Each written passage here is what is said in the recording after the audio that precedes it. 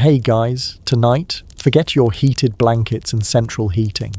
We're diving into the medieval night where the cold wasn't just uncomfortable, it was a killer. We're uncovering the incredible resilience of medieval peasants, the unsung heroes who, against all odds, survived some of history's most brutal and unforgiving nights. How did they do it? From ingenious insulation techniques to communal sleeping strategies, their story is one of grit, ingenuity, and sheer willpower.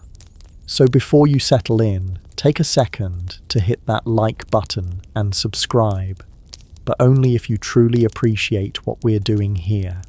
And drop a comment letting me know where you're watching from and what time it is in your corner of the world. It's always amazing to see who's joining our community from across the globe.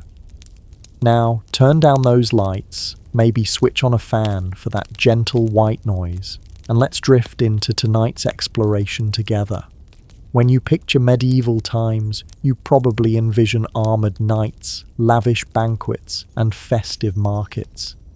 But for your typical peasant, winter was less about celebration and more about how do we survive until morning. It wasn't merely a season, it was an annual trial of survival that returned each year like a particularly merciless exam proctor who never curved the grades. Imagine this. You're residing in a cramped mud and timber dwelling with walls so flimsy you could probably detect a mouse's whisper from the next village. Zero insulation, no windows, unless you count a modest opening plugged with animal hide. And certainly no heated arguments with your roommates over the temperature.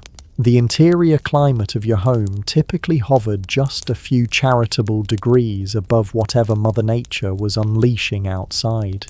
If it was bitter cold outdoors, it was courteously, marginally less bitter inside.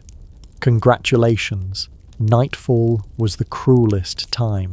Darkness consumed everything. The wind shrieked like a vengeful spirit, and the flames in the fireplace flickered weakly, giving their all, but mainly just warming the feet of whoever managed to claim the prime spot. If you were across the room, tough luck. You might as well have been sleeping under the stars, with inferior provisions. Garments offered little protection either. Peasants didn't possess elegant fur mantles or down-filled coverlets. You owned a few coarse woven wool garments, perhaps a cape that reeked distinctly of livestock, and faith that bundling them would transform you into some sort of human cabbage. Spoiler alert, the strategy was largely ineffective. And don't dream about nestling under plush comforters. Sleeping arrangements were frequently nothing more than cloth sacks filled with hay or dried grass, possibly with some old reeds tossed in for variety, and as a bonus, a selection of fleas for additional companionship. Opulence, thy name is medieval peasant existence.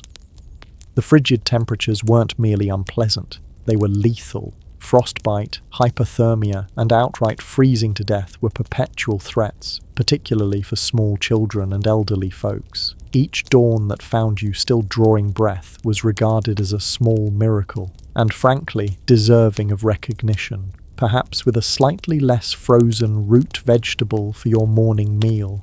So indeed, enduring a medieval winter wasn't about luxury. It was about clenching your jaw, wrapping yourself in every scrap of fabric you possessed, clustering with your farm animals, and hoping you didn't awaken with frost crystals adorning your facial hair. And the real challenge? It was only getting started. If you believe your studio apartment is breezy because the window frame warped, medieval peasants would appreciate a conversation. Their dwellings weren't simply drafty. They were essentially enthusiastic wind corridors with some overhead coverage. Most peasant residences were what scholars diplomatically term wattle and daub architecture. Translation: branches woven together like an oversized basket, coated with an appealing blend of clay, straw, and livestock manure. Correct. Manure. They weren't attempting to be revolting. dung served as an inexpensive adhesive insulator. Additionally, it was perpetually in abundant supply, if you catch my meaning. These barriers, regardless of how carefully applied, stood little chance against a genuine winter tempest. The icy wind discovered every fissure, every opening, and cheerfully waltzed into the single-room dwellings, swirling about and ensuring you never achieved true comfort. Solitude? Absolutely impossible. Warmth? Hardly. Character development? Without question. And then we have the rooftops. Thatched roofing appeared charming, certainly, but after several months of precipitation and snow, they drooped, dripped, and occasionally admitted the neighborhood fauna. Nothing announces delightful evening quite like a rodent plummeting onto your supper. Windows, when they existed whatsoever, were comically small and typically covered with thin animal pelts or timber shutters. Glass was so costly that even the estate's lord probably couldn't manage more than one minuscule pane. And peasants. They considered themselves fortunate if the gale didn't tear the cowhide clean off the opening mid-snowstorm. To compound the situation, floors were often simply packed earth.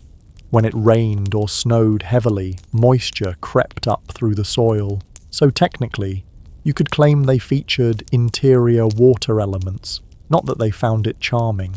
During winter, every footstep inside your own dwelling could feel like slogging through a frozen bog, cold from beneath, cold from overhead, cold from within. It represented a comprehensive attack on your body temperature, but medieval peasants weren't inclined toward complaining. They stuffed cracks with moss, wedged old cloth into the worst drafts, and clustered together human insulation at its most effective.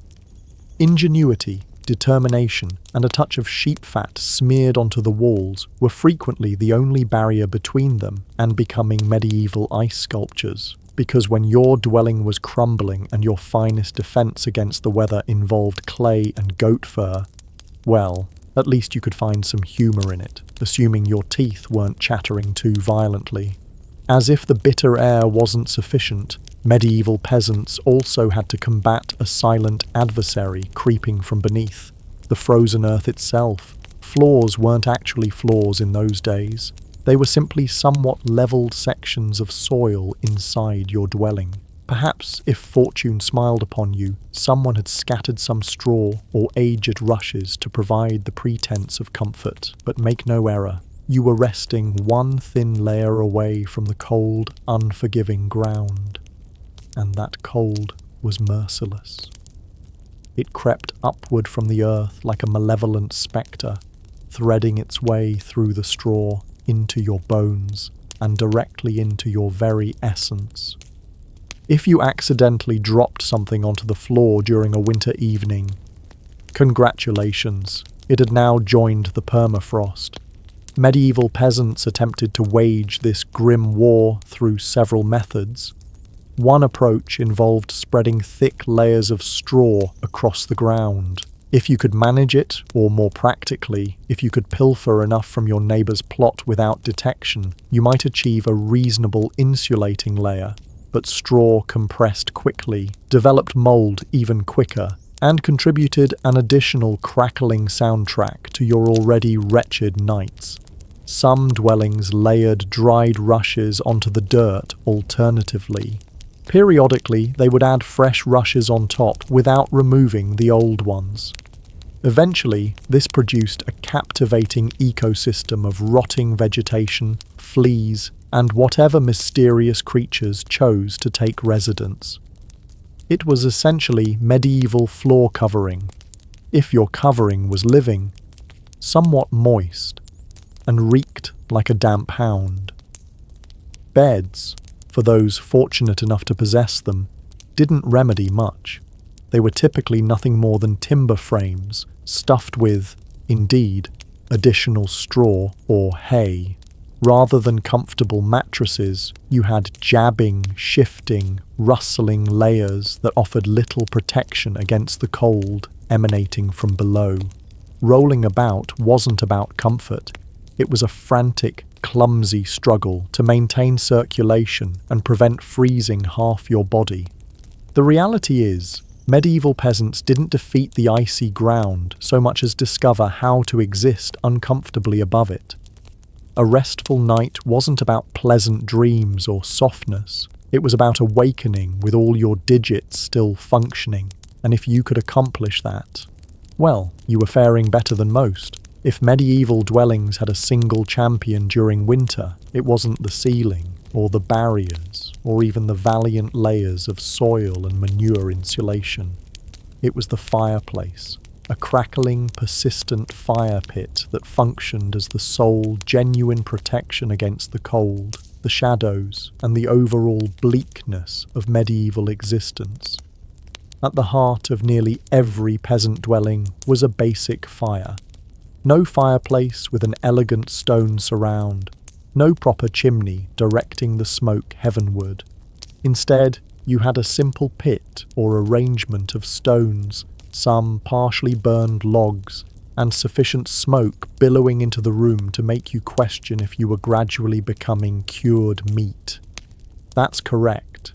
Most dwellings didn't even possess chimneys. Smoke simply did what it could. It drifted out through tiny openings in the roof, gaps in the walls, or directly into your respiratory system if it was feeling sluggish that night. It wasn't optimal for breathing or your general longevity, but on the positive side, it performed excellently at eliminating fleas and other unwelcome visitors. Who requires pest management when you're steeping in smoke around the clock?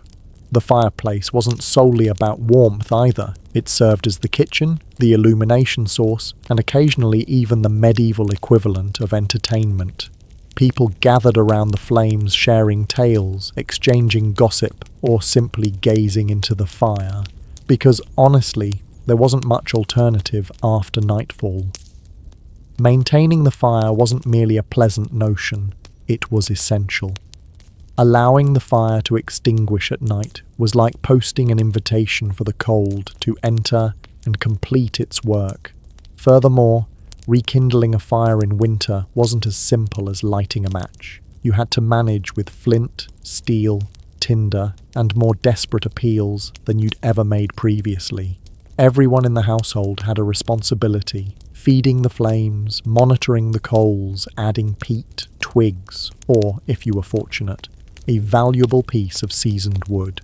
It was an endless struggle between human tenacity and the suffocating cold that desired nothing more than to extinguish you completely.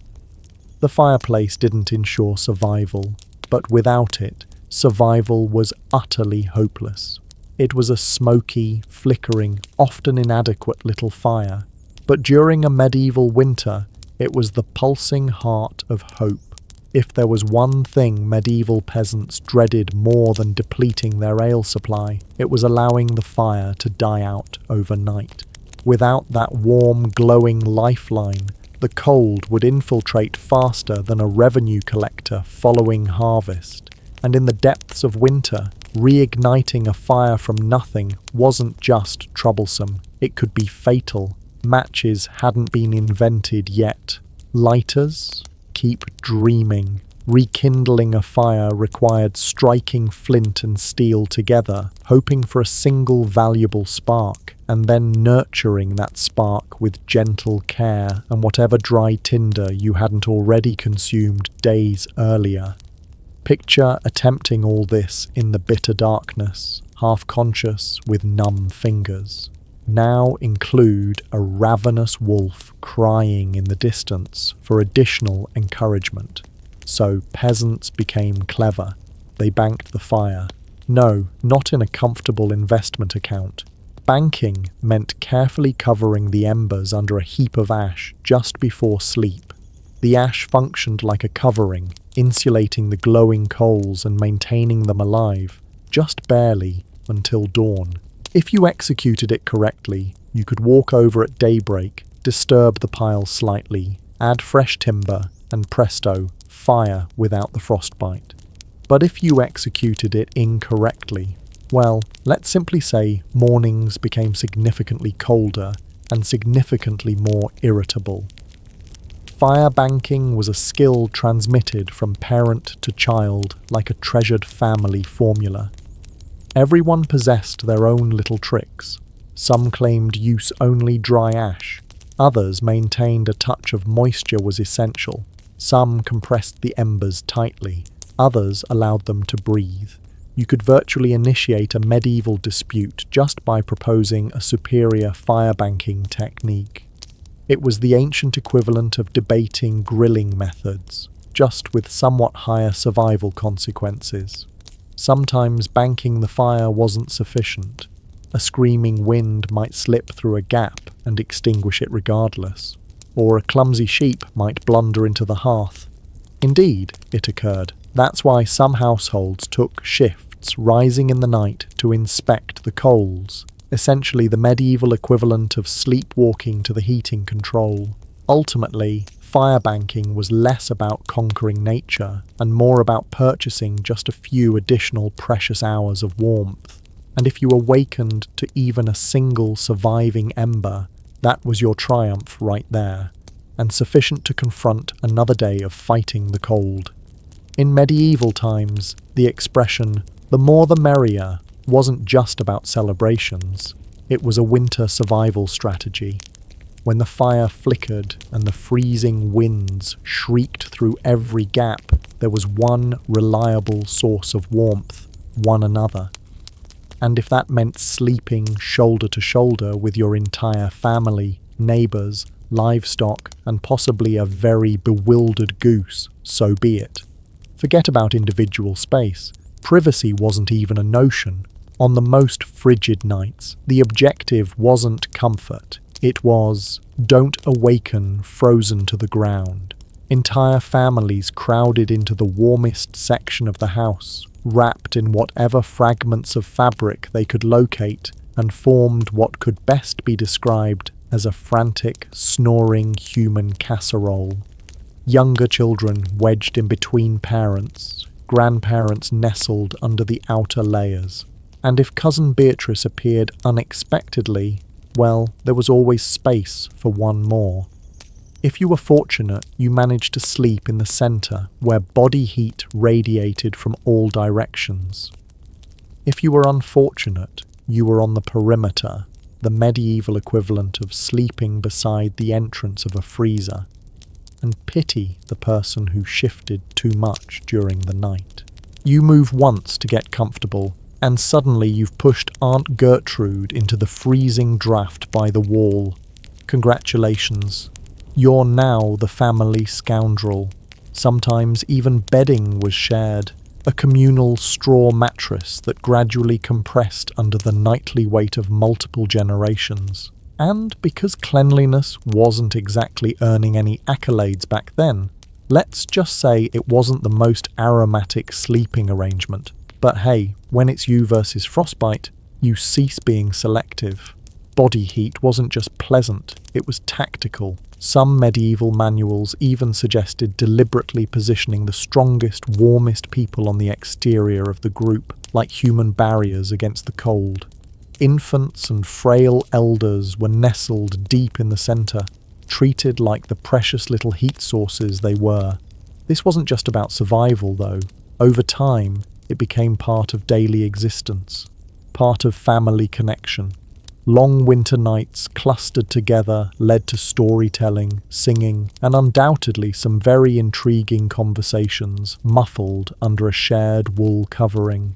So next time your sibling claims your blanket or your dog monopolizes the bed, just remember, at least you're not competing for elbow room between a snoring uncle and a particularly critical goat.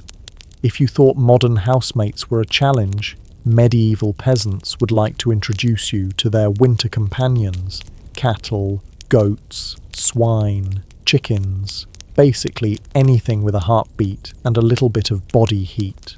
Bringing animals indoors wasn't just a peculiar village custom, it was essential for survival. Livestock produced warmth, and in a poorly insulated shack where the wind howled louder than your stomach, that warmth was crucial. Every small degree counted. Plus, if your goat shared a wall with you, it was somewhat less likely to get pilfered by a neighbour in the depths of night. 2 birds, 1 smelly stone. At night, the house transformed into a chaotic living heater. Chickens roosted in corners, pigs grunted near the hearth, and cows relaxed comfortably against the walls, chewing cud like they owned the place. It wasn't elegant, far from it. If you've ever been trapped in a vehicle on a summer journey with someone who skipped bathing, imagine that. But it's a cow, it's winter, and there's literally nowhere else to escape. The odours. Legendary. By springtime, the fragrance of a shared winter was something formidable. You didn't need to ignite a candle. Your nostrils were already on a wild adventure, but medieval peasants cultivated a selective nose. They didn't grumble much because they understood one uncomfortable truth. The more animals inside, the fewer frozen digits in the morning. Certain animals even had premium spots. Cows, being the largest and warmest, usually claimed centre stage near the family. Goats were permitted closer in for their warmth, and because goats, being goats, would discover a way inside regardless. Chickens perched in rafters or old containers. And pigs, well, pigs didn't mind. They collapsed wherever they fancied, probably right in the middle of the floor. Of course, sharing your bedroom with livestock wasn't without dangers. Imagine drifting off peacefully, only to be rudely awakened by a chicken deciding your hair makes an excellent perch, or stepping barefoot into something questionable first thing in the morning. Indeed, medieval mornings could be full of surprises. Still, despite the racket, the odours, and the occasional hoof to the ribs, peasants grasped the simple mathematics. Cold kills, and cows cuddle, whether they want to or not. In the battle against winter's icy grasp, a warm, slightly slobbery cow breath was often the deciding factor between life and death. In medieval winters, fashion wasn't about appearing good, it was about not perishing. Peasants weren't browsing through the latest trends. They were layering up like they were preparing for combat against the Grim Reaper himself. The rule was straightforward. If you possessed it, you wore it, sometimes all simultaneously. First, the basic undertunic, a scratchy, probably not too clean, linen shirt. Over that, a thicker woolen tunic. Then another, if you possessed it. Add some leggings that drooped at the knees, a rough cloak draped over your shoulders, and, if you were truly fortunate, a patched-up sheepskin thrown on top like a prize trophy. Congratulations, you are now approximately 10% warmer and 90% itchier. Boots were a luxury. Many peasants wrapped their feet in layers of cloth or old rags and stuffed them into wooden clogs.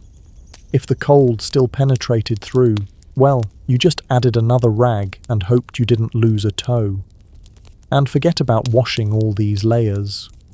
Washing your clothes in the middle of winter meant dragging them to a frozen stream, smashing through the ice, and then waiting 2 days for your only shirt to dry, if it didn't just freeze into a tragic shirt icicle. Most peasants wisely decided that smelling like a mixture of smoke, sweat and sheep was a small price to pay for not freezing solid. Interestingly, the dirt and grease accumulation had a bonus feature: insulation.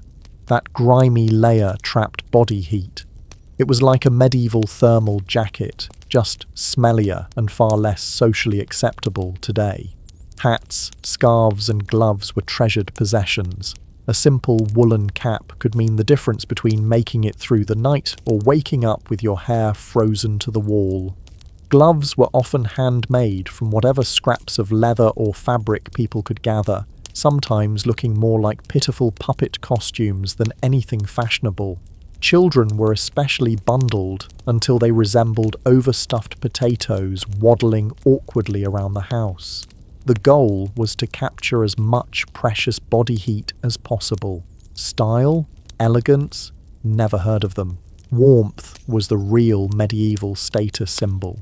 So the next time you complain about layering up for a chilly day, just remember, medieval peasants walked around wearing half their wardrobe at once, looking like bulky laundry sacks, and counting themselves lucky for it. In the medieval peasant handbook, dirt wasn't just something you scrubbed off, it was practically a survival instrument. As it turns out, getting grimy wasn't a sign you'd given up on life. It was tactical, strategic, dare we say, brilliant. See, winter posed a very specific problem: heat loss.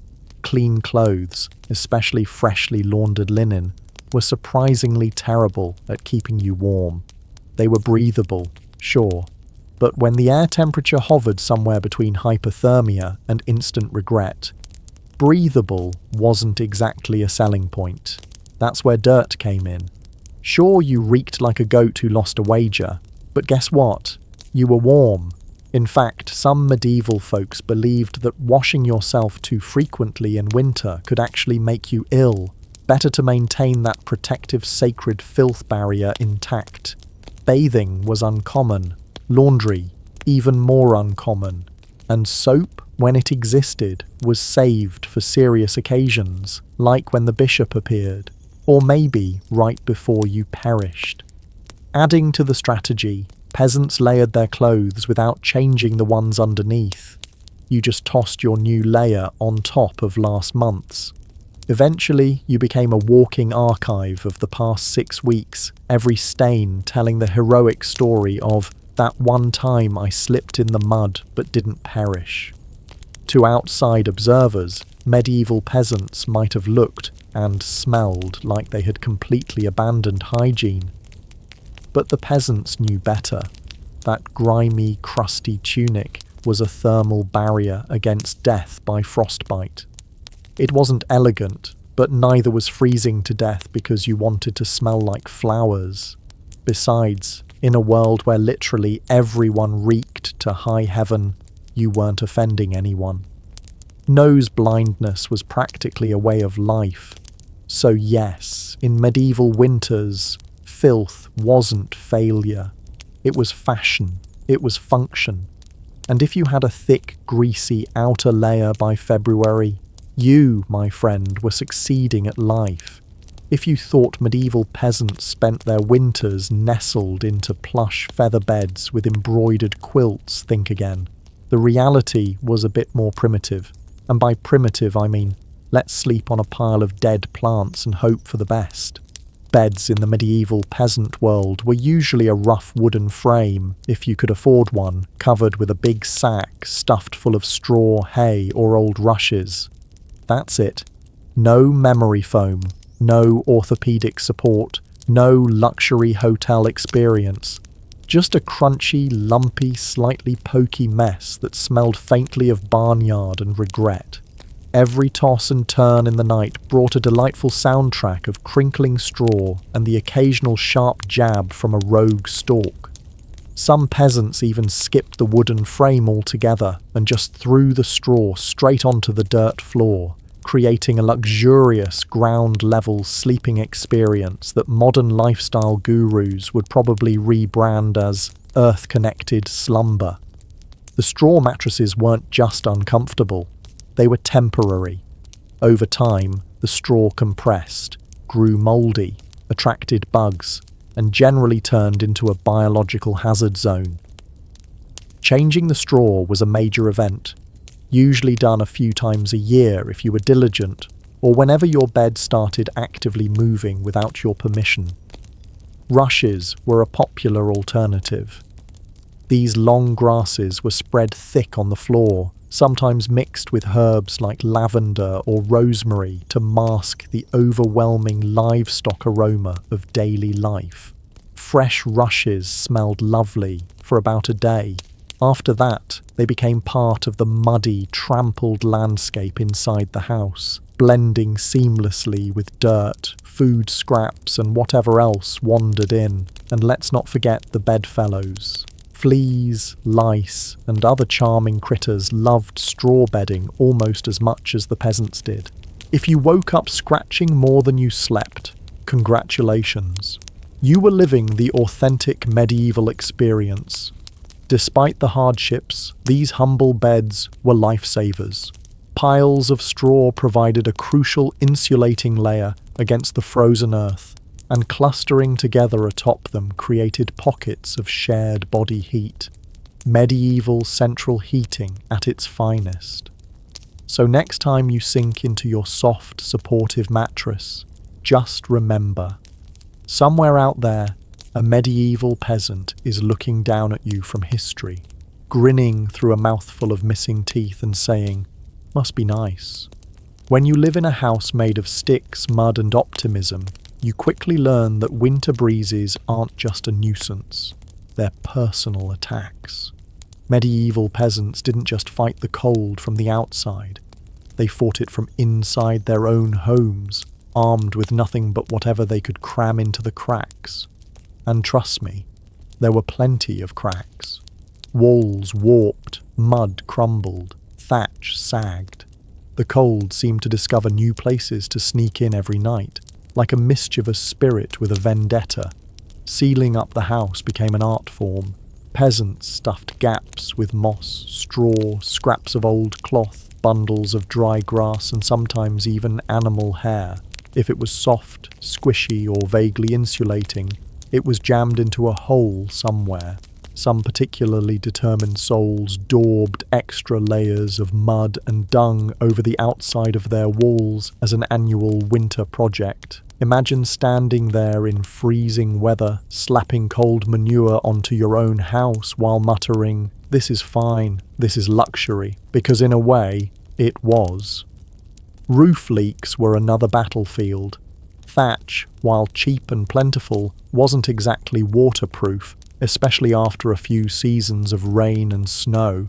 Peasants would seal holes in the roof with spare bits of cloth, bundles of reeds, or, in moments of true desperation, chunks of turf pilfered from the nearest field.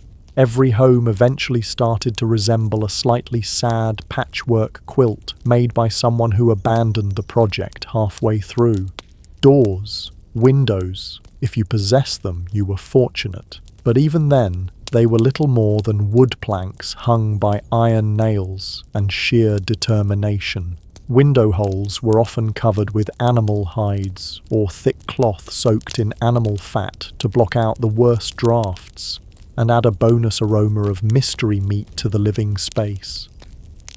Every night was a battle between human ingenuity and the relentless, sneaky cold. One minute you were warm, the next minute a sudden gust would locate the one spot you missed, slapping you awake like the icy hand of fate. Yet somehow, through cleverness, determination, and a refusal to accept slightly frozen as a permanent state of being, medieval peasants patched, stuffed, and muddled their way through the worst winters nature could throw at them, one muddy handful at a time. When the cold bites hard enough to keep you awake at night, medieval peasants had a solution. Don't even try to pretend everyone's sleeping at once. Instead, they developed a survival strategy that today would make any military leader proud: sleeping in shifts. It wasn't some grand organized system with whistles and roll calls. It was far simpler and much more desperate. Half the household stayed awake tending to the fire and patching up stray drafts, while the other half curled up under threadbare blankets and hay, trying to catch a few precious hours of half-frozen sleep. The fire needed constant attention. Left alone, it would die down, and restarting it, remember, was about as easy as getting a stubborn mule to dance. So someone had to be on ember patrol, and since no one wanted to get up once they were finally warmish, families rotated shifts. You dozed for a few hours, got elbowed awake, then stumbled over to the hearth to poke, prod, and curse the fire back to life, while trying not to step on a goat. The rotation wasn't glamorous. There were no night vision goggles, no late-night snacks, and certainly no 5 more minutes snooze buttons. Just stiff joints, heavy eyelids, and a growing resentment toward whoever snored loudest during your shift. Children old enough to hold a stick were pressed into service, learning early that in winter everyone pulled their weight, or froze trying. Grandparents sometimes stayed by the fire longer, both because of their experience and, frankly, because arthritis made lying down and getting up again a monumental event. And when it was your turn to sleep, good luck. With people moving about, animals rustling, wind battering the walls, and the occasional sharp nudge from a sibling who accidentally rolled over too hard, getting quality rest was a miracle. Yet, despite the exhaustion, the system worked. Sleeping in shifts meant that there was always a set of eyes and cold, begrudging hands, ready to keep the hearth alive. The embers survived, and by extension, so did the family. So, next time you grumble about waking up to adjust the heating or let the cat out, spare a thought for the medieval peasant squinting into a smoking fire at 3 a.m, wondering if toes were really that important after all. You know it's cold when you have to think about how you breathe just to stay alive. Medieval peasants didn't just battle the freezing air with cloaks, fires, and creative sleeping arrangements. They even adjusted the way they inhaled and exhaled to survive the night. The problem was straightforward. Deep, open-mouthed breathing pulled icy air straight into your lungs.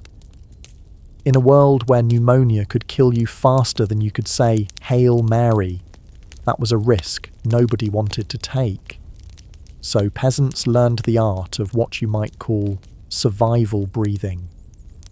Instead of sucking in huge gulps of air like they'd just run a marathon, they kept their breathing shallow, slow, and, most importantly, through the nose. The idea was to gently warm the incoming air a bit before it hit their lungs. It wasn't perfect, but it was better than coughing yourself into the grave by February. If you accidentally took a big mouthful of cold air, congratulations, you just bought yourself a ticket to a week of hacking up bits of what felt like your soul, with no physicians in sight and grandma treating you with hot onion tea and firm prayers. Some people even tucked parts of their cloaks, shawls, or rags up over their faces while they slept, creating a makeshift breath-warmer barrier. Of course, this also meant you ended up with a damp, slightly soggy fabric patch clinging to your mouth by morning. But hey, it beat freezing from the inside out. Children were taught these tricks early on. Parents would scold little ones for panting like dogs indoors during the cold months. And honestly, between strict breathing lessons, itchy wool layers, and sleeping next to an aggressively gassy goat, you learned to adapt quickly. Medieval childhood winters were character building on a completely different level.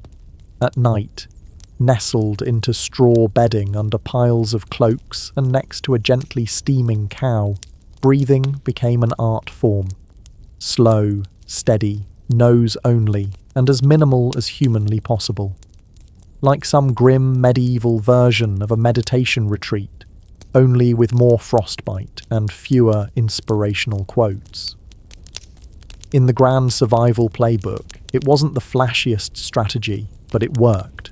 One shallow breath at a time, peasants endured another night in the long, relentless war against winter. In the endless battle against medieval winter, peasants discovered an unlikely secret weapon: a full stomach. Turns out one of the best ways to fight off the cold wasn't another scratchy wool cloak. It was cramming yourself with something hearty and heavy right before bed. Calories meant warmth. The more your body had to digest, the more it heated itself up doing the work. It's basic medieval thermodynamics. Consume a heavy meal, generate internal heat, and maybe, just maybe, survive until morning without turning into a peasant-shaped icicle. So what did medieval peasants heap onto their plates before a long freezing night? Think thick stews, heavy with root vegetables like turnips, onions, and parsnips. Grains were lifesavers too: oat porridge, barley gruel, or dense, chewy rye bread. If you were especially fortunate, say after a festival day or a generous slaughter, You might even get a chunk of salted pork or a slice of dried sausage thrown into the pot. This wasn't comfort food in the social media sense. No delicate presentation, no artisanal garnishes. It was one enormous, vaguely brown meal designed to sit in your gut like a friendly boulder, slowly burning through the night and keeping you just a little bit warmer. It wasn't just about eating a lot. It was about eating strategically. Foods that took longer to digest provided a slow, steady trickle of warmth. Fatty foods were particularly valued, not just for the energy they provided, but because fat burns slower than lean meat. A belly full of stew, bread, and a questionable amount of lard. Peak medieval winter luxury. Parents made sure even the pickiest children ate heartily. Nobody cared if little Edmund didn't like turnips. You ate the turnips, or you shivered through the night thinking about how much you missed the turnips. Harsh, but effective parenting. Medieval style. Of course, heavy nighttime eating came with its own hazards. You might be warmer, but you were also risking a night of vivid, bizarre dreams, fueled by a stomach trying desperately to process an entire field's worth of cabbages. Was it worth it? Absolutely. Because in the end, peasants weren't aiming for a gourmet meal. They were aiming to survive. And if that meant going to bed full, bloated, and breathing gently through your nose next to a steaming cow, well, that was just another night in the ongoing quest to see another frosty sunrise. Long before electric blankets and fancy heated mattress pads, medieval peasants had to get creative if they wanted a little extra warmth at bedtime, and that's how the humble haybox and the ever-glamorous heated stone became winter's unsung heroes. Let's start with the haybox. It sounds rustic, and it absolutely was, but the concept was pure genius. Peasants would take a sturdy wooden box, line it thickly with hay, and use it to store food that had been cooked earlier, keeping it warm for hours. Leftover stew? Hot porridge? Toss it into the hay box, cover it up, and it stayed hot enough for a late-night snack without needing to risk reigniting the fire. Medieval slow cookers, basically. But peasants didn't just stop at food. They realised if hay could trap the heat from a stew pot, it could also trap the heat from something even better. Rocks. Enter the era of the heated stone. Before heading to bed, someone, probably whichever unlucky child lost the family argument, would grab a flat stone and toss it into the heart of the hearth fire. After roasting it until it was nearly too hot to touch, a fine line between helpful and third-degree burn, they'd fish it out using a stick or some old tongs. The stone, still radiating blissful warmth, would be carefully wrapped in rags, tucked into an old piece of cloth, or jammed into a clay pot, then slipped under the hay in the mattress or down at the foot of the bed, a medieval heating pad, ready to do battle against the frozen earth. Of course, there were risks. If you didn't wrap the stone properly, congratulations, you now had a small, localized house fire. And if you dropped it on your foot, well, let's just say winter injuries weren't always caused by slipping on ice. But when everything went right, that stone provided precious, comforting warmth that could last for hours. It wasn't luxurious. But when you lived in a half-frozen hut, luxury was defined as not waking up with icicles dangling from your nose. In the grand arsenal of medieval winter survival, a hot rock tucked into some hay might not sound glamorous, but for peasants clinging to whatever heat they could find, it was a tiny miracle. In a medieval peasant's home, the hearth wasn't just where you cooked dinner, it was practically a family member. A temperamental, smoky, sometimes uncooperative family member. Sure, but still absolutely essential to survival, especially when it came time to sleep. The closer you were to the fire, the better your chances of waking up unfrozen. That meant sleeping arrangements were less about personal preference and more about tactical positioning. Infants, the elderly, and anyone sick or frail got first dibs on prime real estate. Parents, older kids, and sturdier adults spread out from there like human insulation layers. Being assigned a spot close to the fire wasn't just kindness, it was basic survival mathematics. Babies were fragile heat generators, and elders were precious repositories of family knowledge. And let's be honest, the best gossip. Protecting them with prime warmth was non-negotiable, but it wasn't all cozy toasting by the flames. Too close, and you risked waking up with your hair singed or your cloak smouldering suspiciously. Too far, and you were basically camping in a freezer. It was a delicate dance. Stay near enough to bask in the fire's glow, but not so near that you had to explain to your neighbor why you now looked like a half-cooked roast. The fire also didn't spread warmth evenly. It mostly roasted the people directly in front of it, while everyone else fought over the narrow cone of heat like cold lizards competing for a sunbeam. If you were lucky enough to fall asleep facing the fire, you might have one blissfully warm side, and one side frozen so solid you could probably knock on it. Pets and livestock, of course, muscled in too. A dog might wedge itself between you and the fire, tail wagging dangerously close to open flame. Chickens sometimes perched precariously on hearthstones, clucking softly into the night like tiny, feathery guardians of warmth. Every crackle of the logs, every shift of glowing embers was a tiny promise. You're still alive. You're still warm, for now. And so peasants drifted into uneasy sleep, lulled by the fire's pops and hisses, each breath forming small clouds in the frigid air beyond the fire's fragile circle. It wasn't perfect.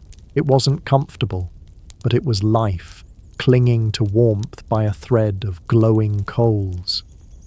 In the medieval world, no one survived winter alone, unless they wanted to become a very stylish frozen statue by January.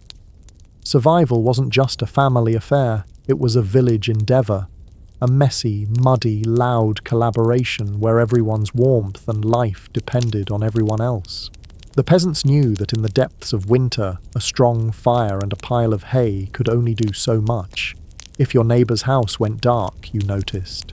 If the smoke from old William's hearth suddenly stopped curling into the sky, someone went to check, and not just because William owed you a chicken, though that might be part of it, but because community meant survival. Villages had unofficial winter watchers, often the young or the elderly, who couldn't work the fields but could keep an eye on who was coughing too hard, who hadn't come to barter at the market in a few days, or whose home looked a little too still in the morning frost.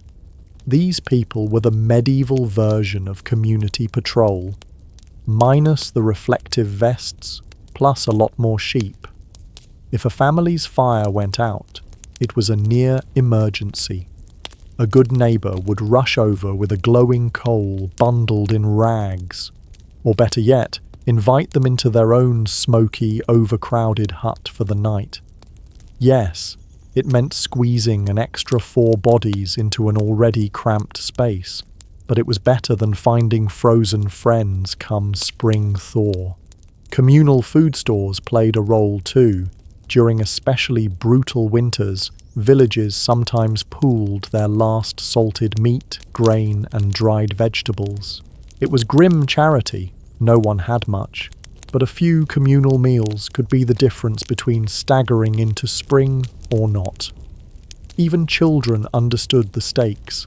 They helped deliver wood, shared embers, and ran urgent messages when someone needed help.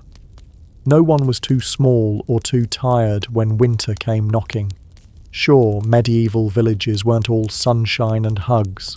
Feuds happened, disputes over land, goats, or who borrowed whose good cooking pot never really went away.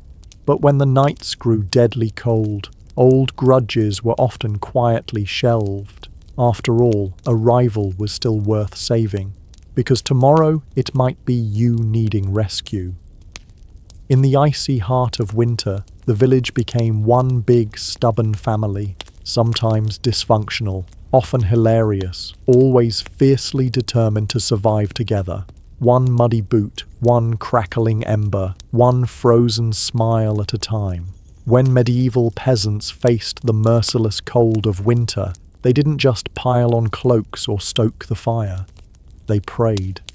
A lot.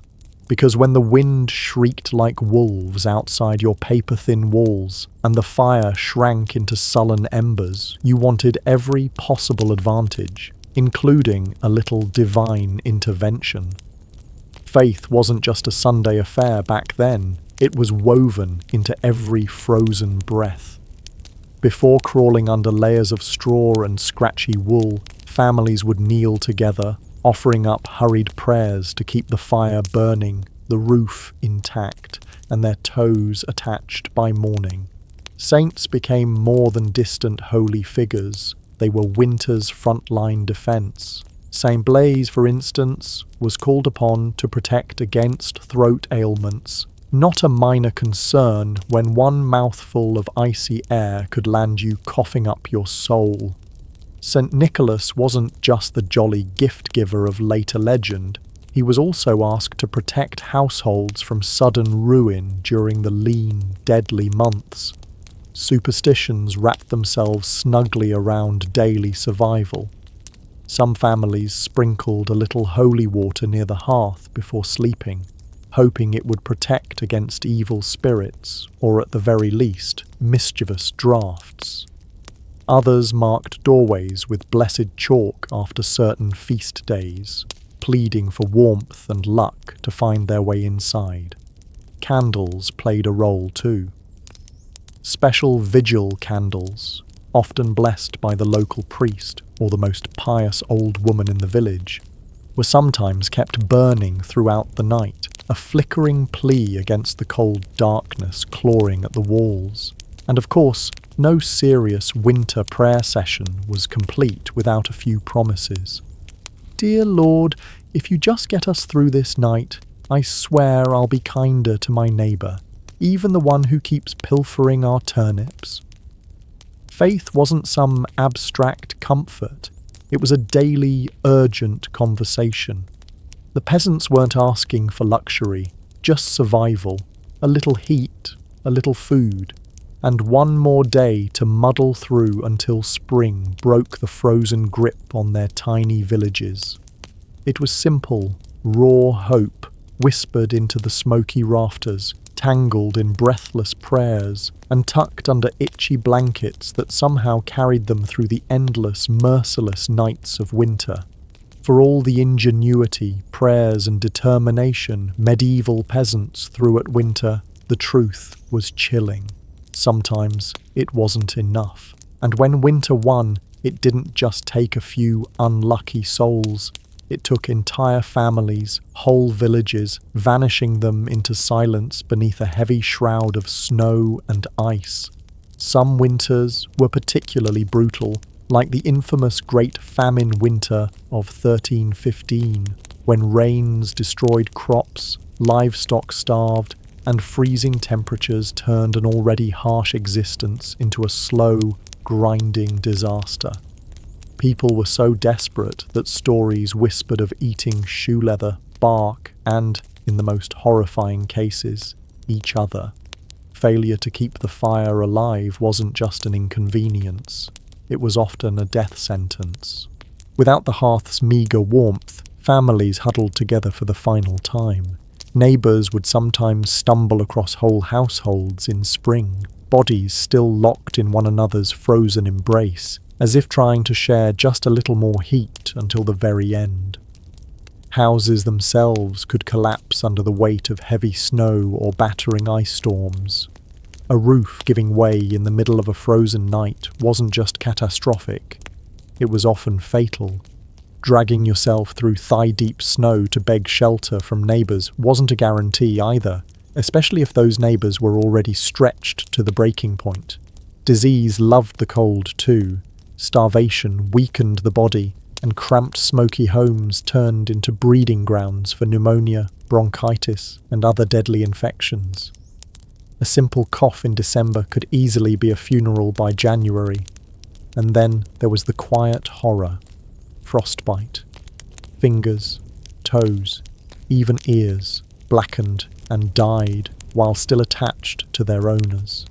Some villagers survived winters at the cost of their limbs, a grim badge of honor that said, "I made it through, but winter took a piece of me." Yet what's most haunting isn't just the death, it's the eerie normalcy of it. People accepted that each winter, some among them wouldn't see the thaw. Death wasn't unexpected. It was just another neighbor at the door, wrapped in frost, waiting its turn. Even amid the bitter cold and constant threat, medieval peasants pressed on, stubborn, grieving, clinging to life. Because as long as there was one ember left in the hearth, one breath hanging in the frozen air, there was still a fight worth fighting. When we look back at medieval peasants, those muddy, frost-bitten survivors of endless winters, it's tempting to see only their hardships. The cracked hands, the frozen toes, the smoke-choked huts. But buried beneath all that struggle is something far more powerful, a legacy of raw, stubborn ingenuity and unbreakable endurance. They didn't have central heating, thermal jackets, or cozy memory foam mattresses. They didn't even have the luxury of assuming they'd survive until spring. But what they did have, and what they left behind, was the blueprint for resilience. Every hay-stuffed mattress, every hand-banked fire, every moss-crammed wall gap was a testament to human creativity under pressure. Faced with impossible odds, they didn't collapse in despair.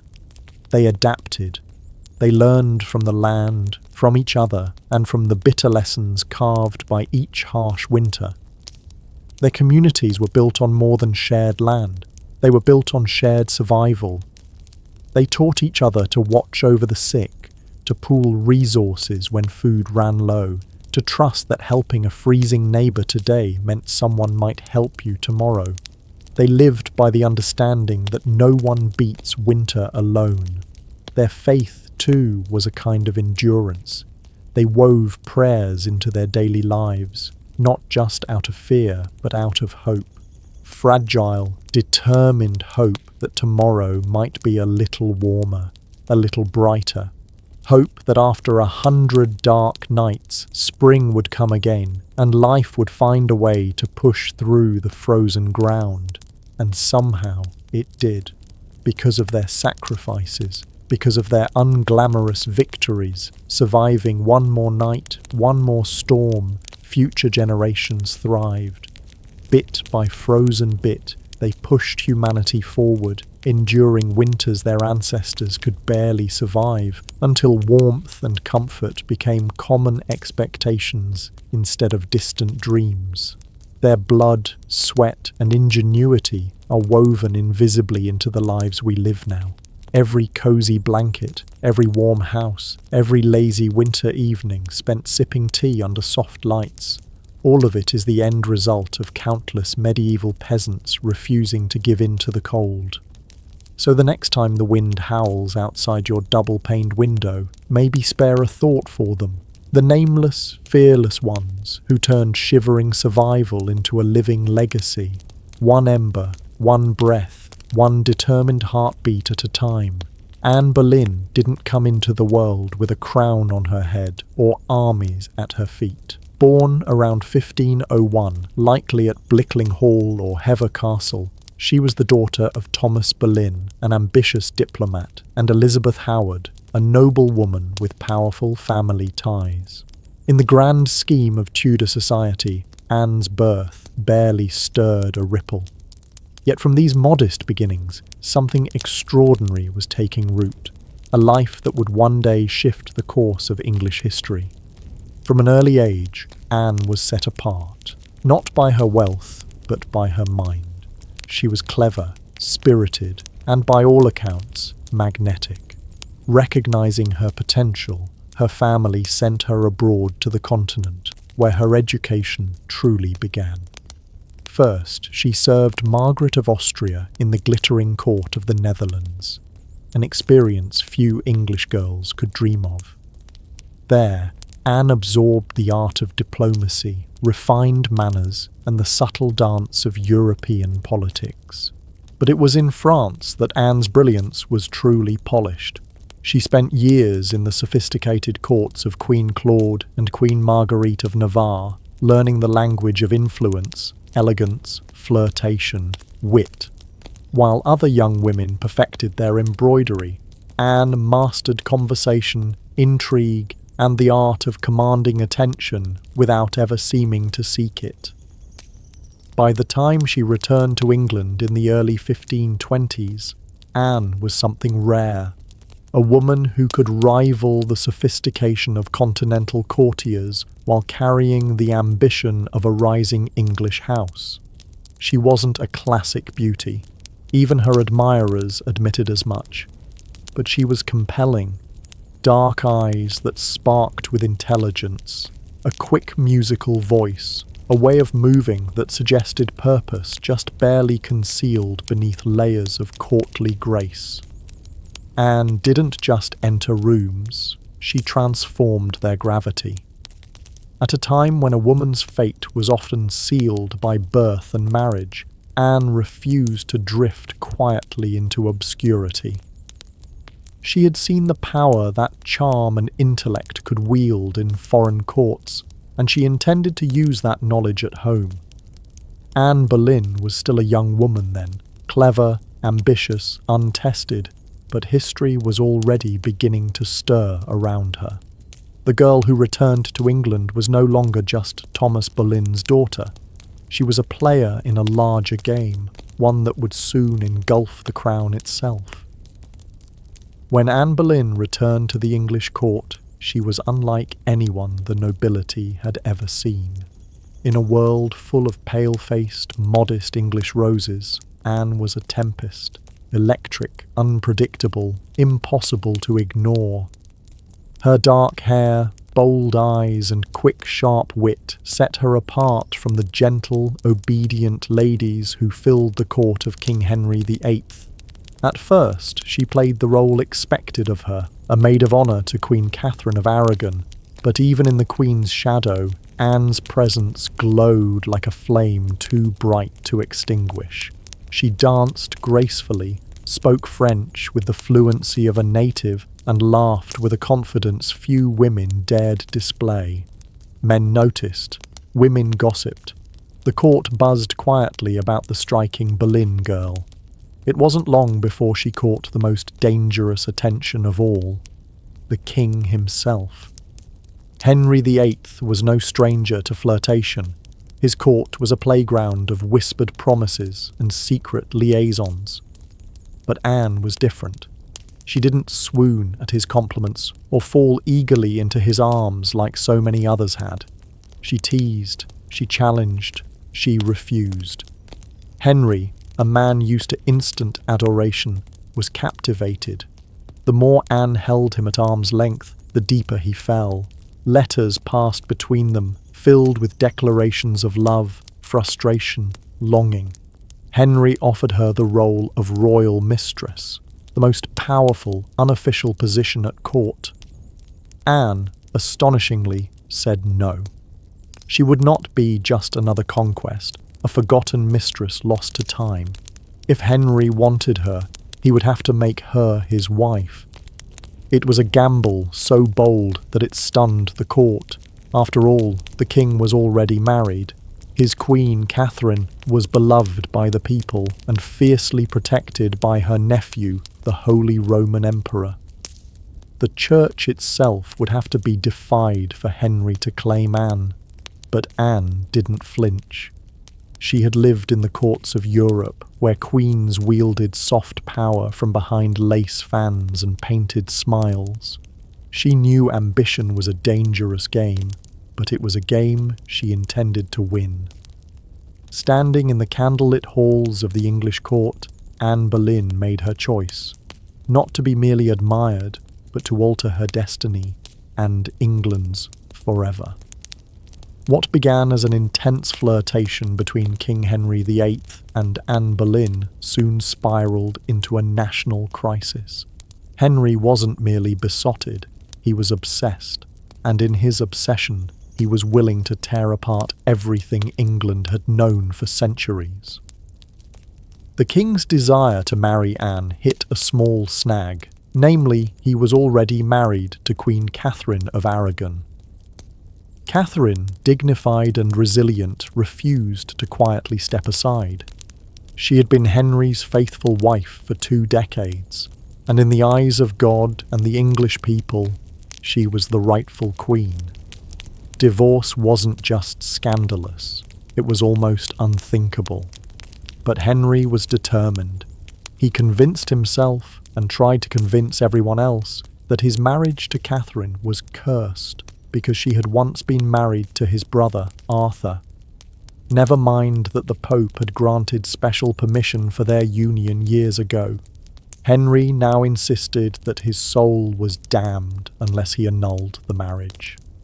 Anne, for her part, knew better than to appear too eager. She kept herself just out of reach, alternately encouraging Henry's hopes and maintaining her distance. Every glance, every word was calculated. She wasn't merely aiming for marriage, she was positioning herself to become Queen of England. The court erupted into whispers and factions. Some noble families eagerly courted Anne's favour, seeing the winds of power shifting. Others clung fiercely to Queen Catherine, horrified at the idea of Anne replacing her. Diplomats wrote desperate letters back to Rome. Foreign monarchs threatened retaliation. Henry's own advisers shifted uneasily, sensing the ground trembling beneath their feet. As months turned into years, Henry's frustration grew. He bombarded the Pope with petitions, manoeuvred his lawyers into finding loopholes, and slowly began to realize that the Church would not bend easily. Catherine had powerful allies, including her nephew, Emperor Charles V, the most powerful man in Europe. Still, Henry pressed on, defying advice, tradition, and increasingly the law itself. His courtship with Anne had become something far greater than personal desire. It was now a challenge to the very structure of England's political and religious life. Anne wasn't just capturing a king's heart, she was pulling an entire kingdom into uncharted waters. A dangerous game had begun, and there could be no turning back. After nearly 7 agonizing years of maneuvering, scandal, and diplomatic chaos, Anne Boleyn's gamble paid off. In January 1533, she secretly married Henry VIII, a bold move, given that he was still technically married to Catherine of Aragon in the eyes of the Pope and much of Europe. By June, Anne was crowned Queen of England in a lavish ceremony at Westminster Abbey. It should have been the triumphant moment of her life, but the atmosphere was far from universally joyful. The people of London watched with wary eyes. Some cheered, others muttered prayers for Queen Catherine. Many wondered if this new queen, with her French manners and daring spirit, was a blessing or a curse. Anne entered her queenship not as a beloved figure, but as a tempest. Unlike Catherine, who embodied traditional English values of humility and piety, Anne was dazzling, provocative, and politically savvy. She wore bold colours, commanded the court with sharp intelligence, and made powerful enemies with breathtaking speed. Her position, while seemingly secure, was also terrifyingly fragile. Everything rested on one thing: providing Henry with a male heir. Anne knew this as keenly as anyone. She was not merely Henry's lover anymore, she was the hope of a dynasty. Early in her pregnancy, Anne and Henry were elated, certain the child would be a boy. But in September 1533, Anne gave birth to a daughter, Elizabeth. To Anne's credit, she masked her crushing disappointment with grace, insisting the next child would surely be a son. Henry, however, was less composed. His eyes, once full of adoration, now flickered with doubt. Still, for a time, Anne's star burned brightly. She reshaped the English court in her image, elevating her family to unprecedented heights and becoming the first queen in English history crowned with the sacred oil usually reserved for kings. Her influence was vast. Foreign ambassadors sought her favour. Courtiers reshuffled alliances to be in her good graces. The once obedient Henry began moving England officially away from Rome, creating the Church of England with himself at its head, all so that Anne's crown could not be questioned. Yet even in her triumph, dark clouds gathered. Friends whispered behind their hands, rivals circled, waiting, and Henry, fickle and restless, was already beginning to look beyond the brilliant woman who had rewritten the kingdom for him. Anne had won the throne, but keeping it would demand more than charm, ambition, or even love. Anne Boleyn had climbed higher than almost any woman of her time, but the higher you rise, the steeper the fall. Almost from the moment she placed the crown on her head, the cracks in her world began to show. At the heart of Anne's struggles was the pressure to produce a male heir. Her first child, Elizabeth, though bright and healthy, was not the son Henry VIII had hung his dynastic hopes upon, and the clock was ticking. Anne suffered multiple pregnancies in quick succession, but heartbreak followed, miscarriages that left her physically weakened and emotionally battered. Each lost child chipped away at the foundation she had built. Henry, once passionately devoted, began to pull away, his disappointment carving rifts between them. Anne, never one to suffer in silence, argued, demanded, fought to keep her place.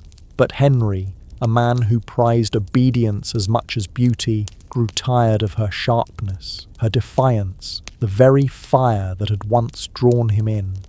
Outside the royal chambers, enemies were gathering like wolves. Many nobles who had tolerated Anne's rise with gritted teeth now openly schemed for her downfall. Catherine of Aragon's supporters never forgave Anne for what they saw as theft and sacrilege. Even commoners whispered against her, calling her the Great Whore, blaming her for the schism with Rome and the heavy-handed changes that followed. And then came Jane Seymour. Quiet, demure, everything Anne was not. Jane captured Henry's wandering attention just as Anne's influence began to wane. Where Anne had dazzled him with brilliance and challenge, Jane offered soothing compliance. It was a dangerous shift, and Anne, perceptive as ever, saw it happening. She tried to reclaim her position, lavishing attention on Henry, promising more sons, begging for patience. But the king, ever fickle, had already begun imagining life without the woman for whom he had once torn a kingdom apart. Anne's political enemies, including Thomas Cromwell, once her ally, sensed the changing tide. They began laying the groundwork for a campaign of destruction, quietly gathering accusations, rumours, and witnesses. The woman who had played the dangerous game of ambition so masterfully was now losing ground. Anne had won her crown through cunning and courage. But in the brutal, shifting world of Henry's court, past victories meant little. Only fresh success mattered, and Anne's enemies were honing their blades. Anne Boleyn's enemies didn't attack her with armies or swords. They came with whispers, secrets, and carefully crafted lies. In the back rooms of court, betrayal was brewing, silent, patient, deadly. Thomas Cromwell, once Anne's greatest ally in the English Reformation, had turned against her. Their alliance had been built on mutual ambition, but now their interests clashed. Anne wanted reforms to help the poor and limit the power of greedy nobles. Cromwell wanted stability, favour with Henry, and no interference. Anne's boldness had made her dangerous. And in Henry's fickle heart, love had curdled into irritation, suspicion, and cold detachment. Anne had few true friends left. Even her charm, once her greatest weapon, now grated against the court's hunger for a gentler, more compliant queen. And Jane Seymour, quiet and calculating, waited just out of sight, the perfect contrast to Anne's fading fire. It was Cromwell who moved first, knowing Henry was restless, knowing that the king wanted an exit but lacked a convenient excuse. Cromwell offered a solution. What if Anne could be removed, not by divorce, which would humiliate Henry, but by disgrace? The accusations were wild, monstrous even: adultery, incest, conspiracy against the king.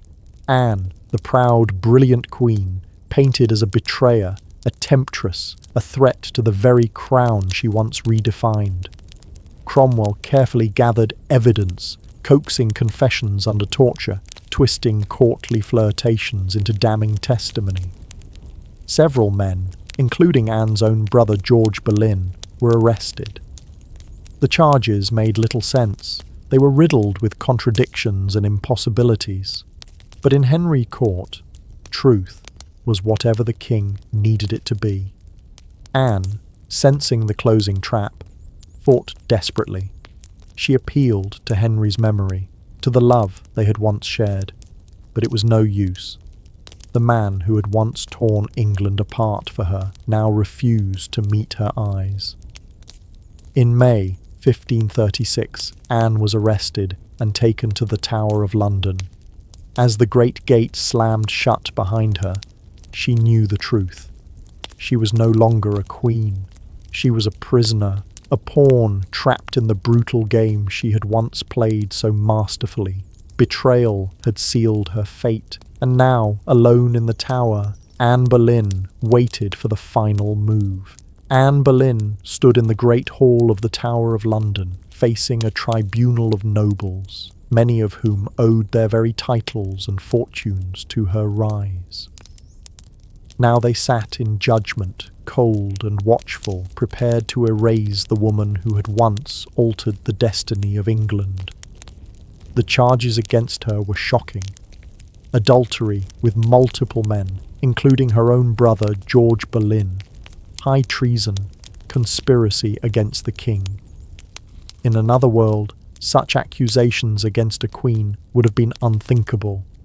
But here, now, they were simply theatre, a grim performance designed to give Henry VIII exactly what he wanted. Anne's downfall, wrapped in a thin veil of legality. Anne defended herself with the same fire that had once won Henry's heart. She denied every accusation with intelligence, precision, and an unwavering composure that astonished even her enemies. She reminded them that she had been crowned with sacred oil, chosen by God, and anointed as Queen of England. She reminded them of her loyalty, her sacrifices, her love. But it was all for nothing.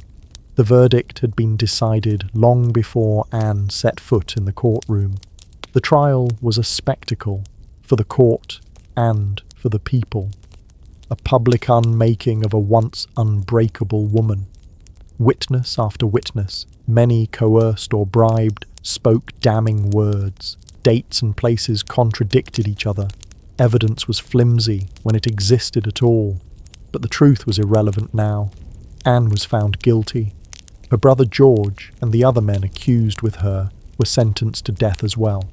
Anne would be executed by beheading, a merciful sentence compared to the usual traitor's death of hanging, drawing, and quartering. When the verdict was read, Anne did not break. She stood tall, her face pale, but her spirit fiercely intact. In those final moments before being led back to her cell, she spoke clearly, declaring that she was prepared to die, and prayed that God would have mercy on her soul. As the heavy doors of the hall closed behind her, the court exhaled in relief. The storm, Anne, had been brilliant, dangerous, unforgettable. She was nearly gone, but even then they did not understand. They were not erasing Anne Boleyn. They were immortalizing her in betrayal, in tragedy, and in legend.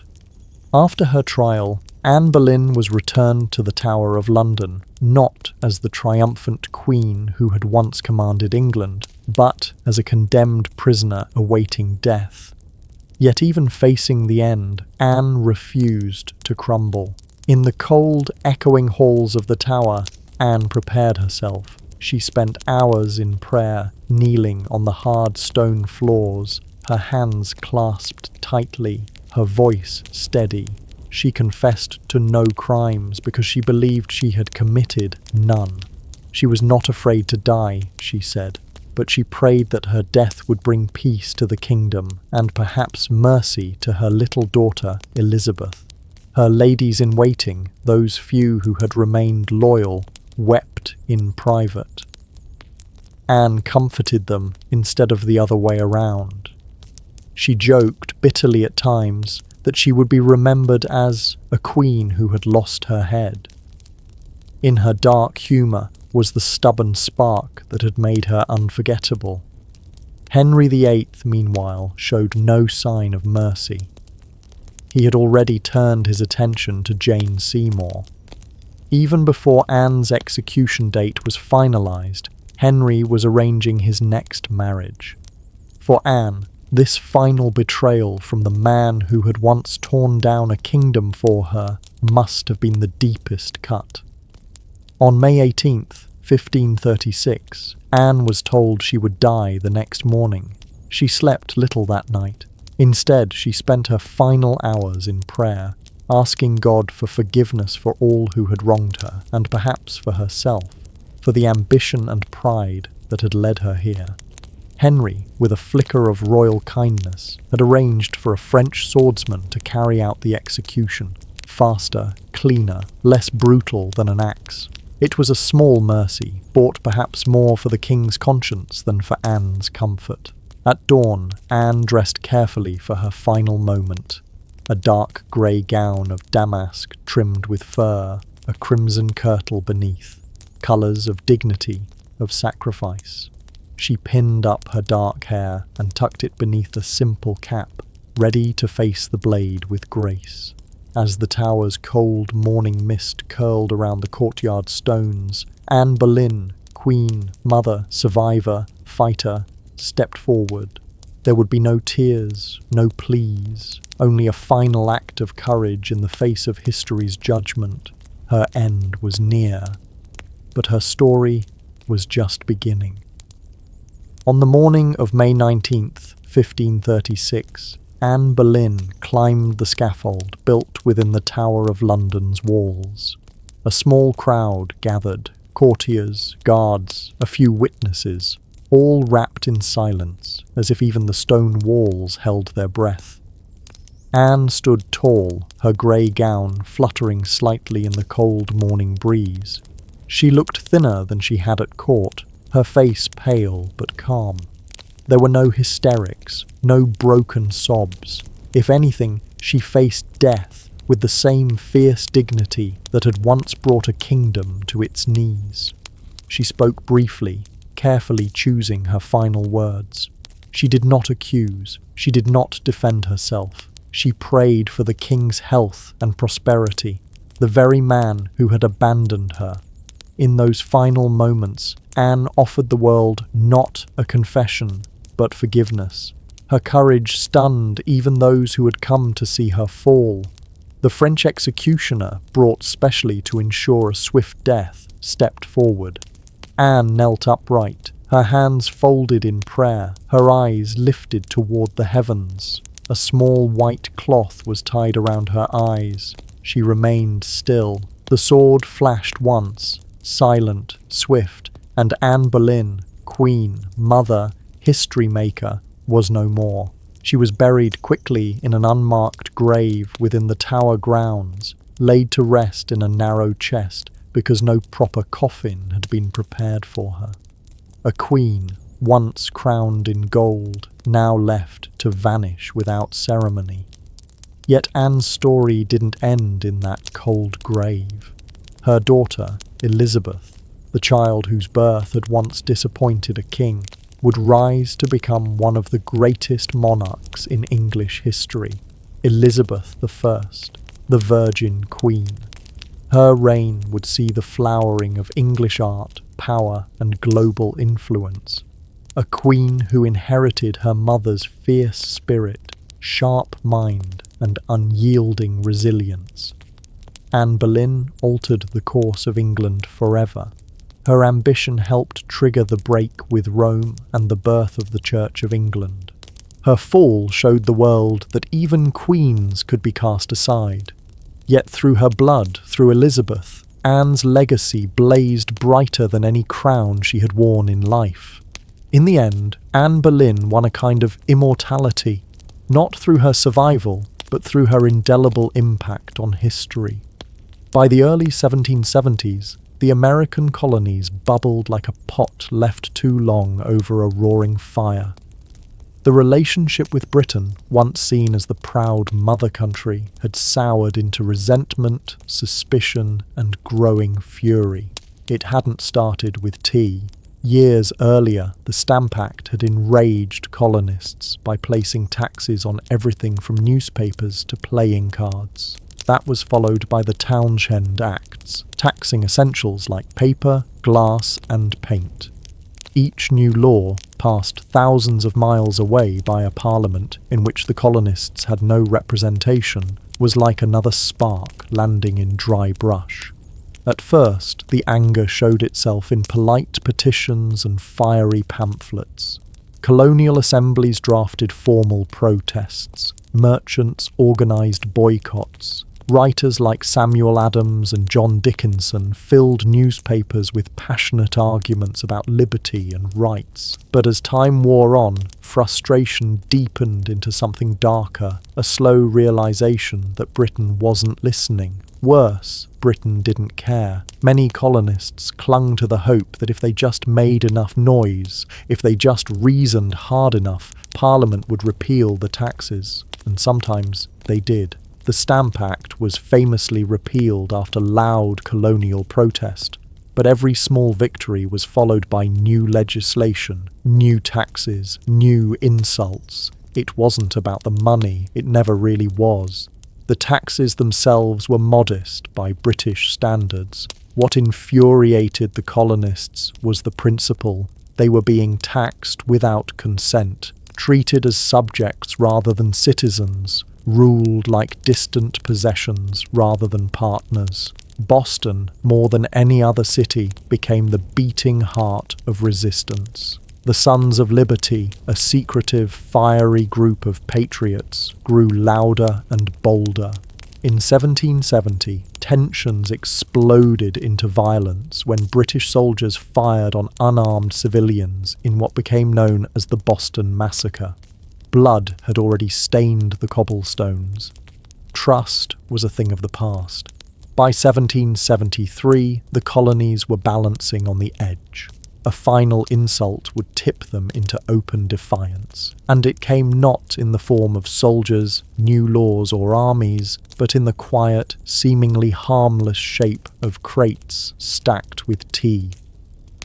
The colonists didn't know it yet, but the night that tea floated in the cold waters of Boston Harbour, the world would change forever. In 1773, Parliament made a critical miscalculation. Believing the American colonies would quietly accept cheaper tea, they passed the Tea Act, a law that was supposed to save the struggling British East India Company and, incidentally, reassert Britain's right to tax the colonies. On paper, it looked like a good deal. The Tea Act allowed the company to sell tea directly to the colonies, cutting out the middlemen, slashing prices, and offering a luxury product at a bargain. A few pennies cheaper, what could possibly go wrong? Everything. Because the problem wasn't the price of tea, it was the principle behind it. The Tea Act left the hated tax on tea firmly in place. Accepting the tea, even at a discount, would mean acknowledging Parliament's right to tax the colonies without their consent. To many Americans, that was unthinkable, a surrender of the liberties they had fought to protect for more than a decade.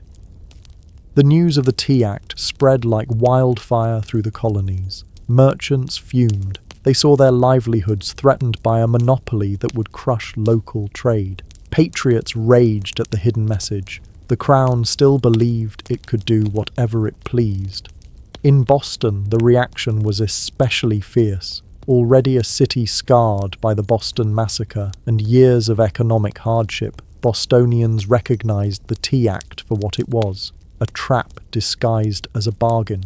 Refusing the tea became a matter of honor, a litmus test for loyalty to the cause of liberty. Public meetings swelled, newspaper columns burned with fiery rhetoric. Groups like the Sons of Liberty, led by Samuel Adams and others, organized boycotts, vowing that no East India Company tea would be unloaded, sold, or drunk on American soil. All across the colonies, ships carrying the controversial tea were turned away by local resistance. In ports from New York to Charleston, the message was clear: we will not be bought. But in Boston, fate twisted differently. 3 ships, the Dartmouth, the Eleanor, and the Beaver, arrived, anchored in the harbour, and sat there, refusing to leave. Royal officials insisted the tea be unloaded. The colonists refused. A deadlock grew taut as a drawn bowstring. The tension was unbearable. A single act would break it, and history would never be the same again. As the British tea ships sat stubbornly anchored in Boston Harbour, the city itself transformed into a powder keg. Every day that passed without resolution heightened the tension. Boston wasn't just resisting, it was preparing for a fight. In taverns, churches, and public squares, angry colonists debated what to do. The Sons of Liberty, led by fiery voices like Samuel Adams, John Hancock, and Paul Revere, moved swiftly to organize resistance.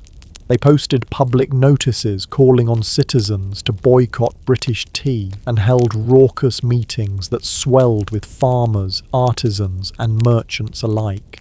Each gathering added fuel to the fire. The Old South Meeting House became the nerve centre of the resistance. Thousands crammed into the wooden hall, their breath fogging the air, their voices rising in defiance. Here, resolutions were passed, speeches were made, and tempers boiled. Each vote against the unloading of tea was another hammer blow against British authority. But while the people of Boston stood united, the clock was ticking. British law demanded that imported goods like tea be unloaded, and the tax paid within 20 days. If the ships remained after the deadline, customs officials would seize the cargo, and the tax would be collected by force. The Sons of Liberty understood that once the tax was paid, even under protest, the principle would be lost. It wasn't just about the tea anymore. It was about whether the colonies would accept being treated as subjects without rights, or whether they would stand and fight for their future. Meanwhile, the Royal Governor of Massachusetts, Thomas Hutchinson, dug in his heels. He refused to let the tea ships leave without unloading their cargo, demanding that the law be obeyed, colonial outrage be damned. To him, backing down meant admitting that mobs, not monarchs, ruled the colonies. Boston's standoff became a spectacle. Every man, woman, and child knew that something was coming. You could feel it in the air, that cold, sharp sense before a storm when the world holds its breath. All it would take was one spark to ignite an explosion. And somewhere among the crowded streets and crowded hearts of Boston, a decision was quietly taking shape, a plan that would echo across oceans and empires.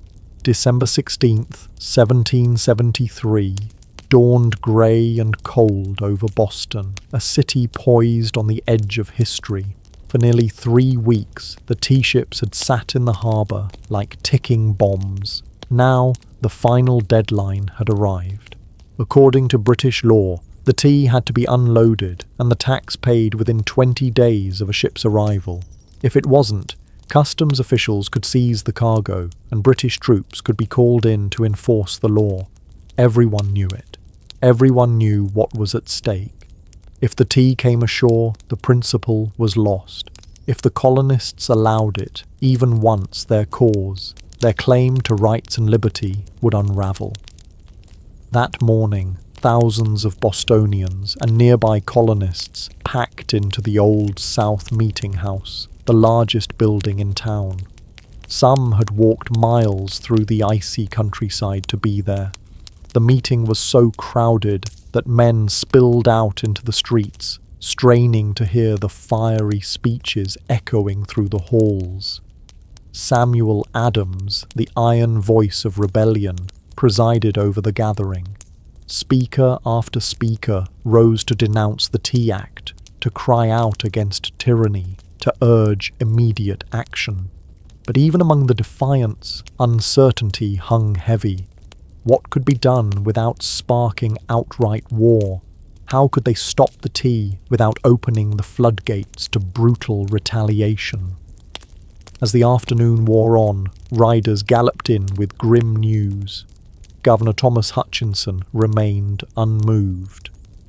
The ships would not be allowed to leave without unloading. The tea would be seized, the tax collected, the king's law enforced. The crowd buzzed with fury. The walls of the meeting house seemed to shudder with the force of it. Yet Samuel Adams stood calmly and spoke the words that signalled the end of debate. This meeting can do nothing more to save the country. A simple sentence, but everyone knew what it meant. There would be no more petitions, no more compromises. Action would be taken. Outside, a war whoop cut through the gathering gloom, the signal. Men disguised themselves quickly, smearing soot on their faces, donning blankets and feathers in crude imitation of Mohawk warriors. It wasn't about fooling anyone. It was about creating a symbol, a message no one could mistake. The deadline had passed. Boston would answer, not with words, but with defiance. As twilight deepened over Boston on December 16th, 1773, the quiet streets began to stir. Figures moved through the shadows, ordinary men cloaked in rough blankets, their faces blackened with soot, some adorned with feathers. They weren't trying to fool anyone into believing they were real Mohawks. Their disguise was symbolic, an act of shedding their old identities, of taking a stand as something new, something fierce. By the dozens, they made their way to Griffin's Wharf, where the 3 tea ships, the Dartmouth, the Eleanor, and the Beaver, lay anchored. The harbour water churned cold and dark beneath them, thick with the sharp bite of winter air. There was no shouting, no drunken chaos. This was not a riot. It was a mission, carried out with calm, ruthless precision. Armed with hatchets and clubs, the disguised colonists swarmed the ships, overwhelming the few crew members still aboard. No harm came to the sailors. They were pushed aside, watched in silence as the operation began. Men split open the wooden chests with practiced blows, the fragrant smell of fresh tea spilling into the cold night air. Others heaved the crates overboard, their heavy splashes echoing across the still waters of the harbour.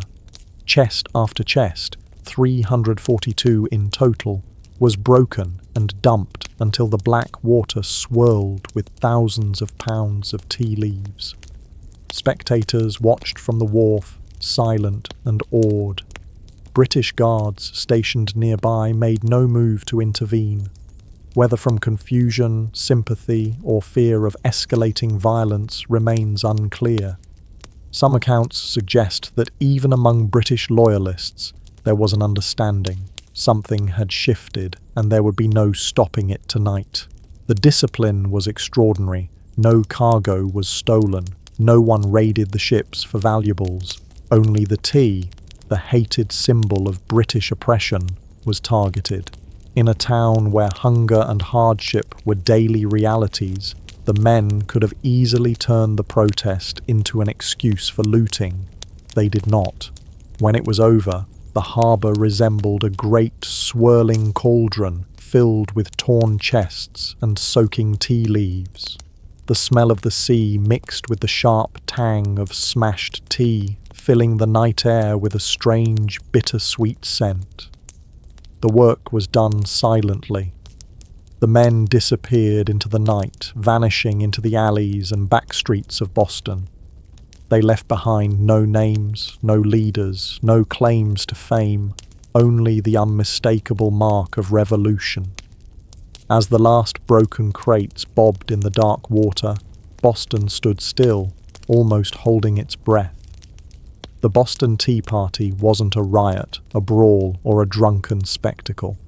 It was something far rarer, an act of cold, deliberate defiance, carried out under the cloak of night. The harbour was transformed into a giant swirling teapot. Thousands of pounds of East India Company tea floated in great mats on the water, staining it black. Some colonists, curious and rebellious, scooped handfuls of soaked leaves from the harbour, only to be scolded by the Sons of Liberty patrolling the docks. Nothing was to be salvaged. No one would profit from this night's work. This was principle, pure and simple. The town woke the next morning to the smell of salty tea hanging heavy in the air. News spread like wildfire. Word of mouth, letters, broadsheets. By midday, everyone from apprentices to merchants knew what had happened, and opinions split fast. Among patriots, there was pride, a fierce, swelling pride that ordinary men had stood up to the mightiest empire in the world and struck a blow for liberty. Among loyalists and moderates, there was horror. To them, the destruction of property was reckless, dangerous. Had the colonies crossed a line they couldn't walk back from? Governor Thomas Hutchinson raged in his mansion, furious not only at the destruction, but at the message it sent. If the king's authority could be defied so brazenly in Boston, where else might rebellion spark? British officials were stunned. They had expected protests, boycotts, maybe another riot like those that had broken out over the Stamp Act. They hadn't expected organised, disciplined revolutionaries to calmly destroy tens of thousands of pounds of royal property without so much as breaking a window. The ship's captains, the Dartmouth, the Eleanor, the Beaver, could only watch helplessly as their cargo disappeared beneath the waves. In the official ledgers, the night's loss would be tallied at over 10,000 British pounds, a fortune. But the real loss wasn't measured in pounds, sterling, or ruined tea. It was measured in trust, in loyalty, in the fragile illusion that Britain still ruled her colonies with consent.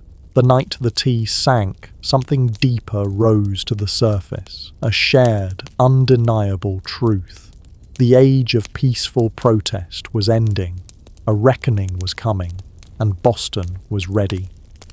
When word of the Boston Tea Party crossed the Atlantic and reached London, the reaction was swift and furious. To British officials, it was not simply a protest, it was rebellion, an open, mocking challenge to royal authority that could not be ignored. King George III, upon hearing the news, was said to have grown cold with anger. Parliament, already frustrated by years of colonial disobedience, exploded in outrage.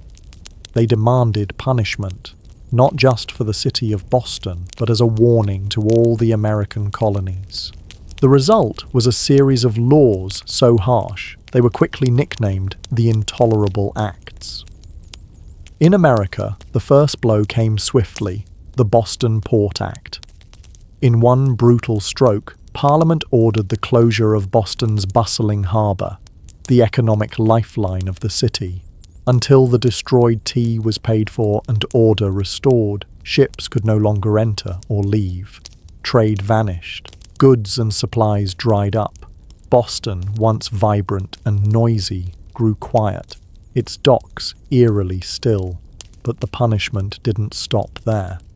The Massachusetts Government Act stripped the colony of its self-governing rights, placing it firmly under the king's appointed officials. The Administration of Justice Act allowed royal officials accused of crimes to be tried back in Britain, a clear message that British authorities were untouchable. And to make sure the colony's new force was an option, British soldiers were quartered throughout Boston, living among the very citizens they were meant to subdue. The message was clear: rebellion would be crushed. Liberty was a luxury the Crown would no longer tolerate. But Parliament's heavy hand had an unintended effect. Instead of frightening the other colonies into submission, it outraged them. News of Boston's suffering, of its port closed, its people starving under martial law, stirred deep sympathy and righteous anger throughout America. Wagon loads of food and supplies poured into Boston from neighboring colonies. Letters of support, pledges of unity, and secret meetings began to weave the once fragmented colonies closer together. What had once been a Massachusetts problem was rapidly becoming an American one. In punishing Boston, Britain had hoped to make an example of them. Instead, they made Boston a symbol, a rallying cry for resistance. The flames of revolution, once flickering in isolated pockets, now began to spread from colony to colony, and there would be no easy extinguishing them. The punishment of Boston sent shockwaves far beyond the rocky shores of Massachusetts. Across the 13 colonies, outrage turned into something far more dangerous for Britain: unity. For years, the colonies had acted like distant cousins, bickering and competing, separated by geography, religion, and trade rivalries. But when Parliament slammed Boston's harbour shut and stripped Massachusetts of its self-governance, Americans across the continent realised, if it could happen to Boston, it could happen to anyone.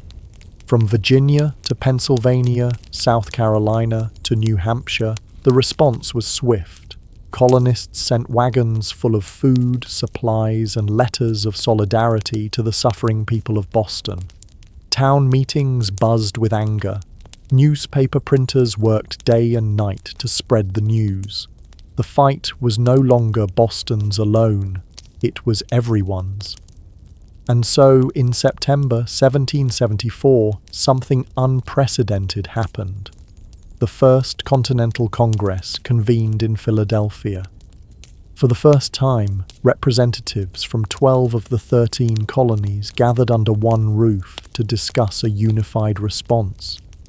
Men like George Washington, Patrick Henry, John Adams, and Samuel Adams, once merely regional figures, now stood together as architects of a movement that was growing larger by the day. Their goal, at least officially, was not yet full independence. Most still hoped for reconciliation, for a return to the old relationship of mutual respect under the British Crown. But beneath the polite debates and carefully worded petitions, a deeper understanding was taking root. The colonies could no longer afford to stand separately.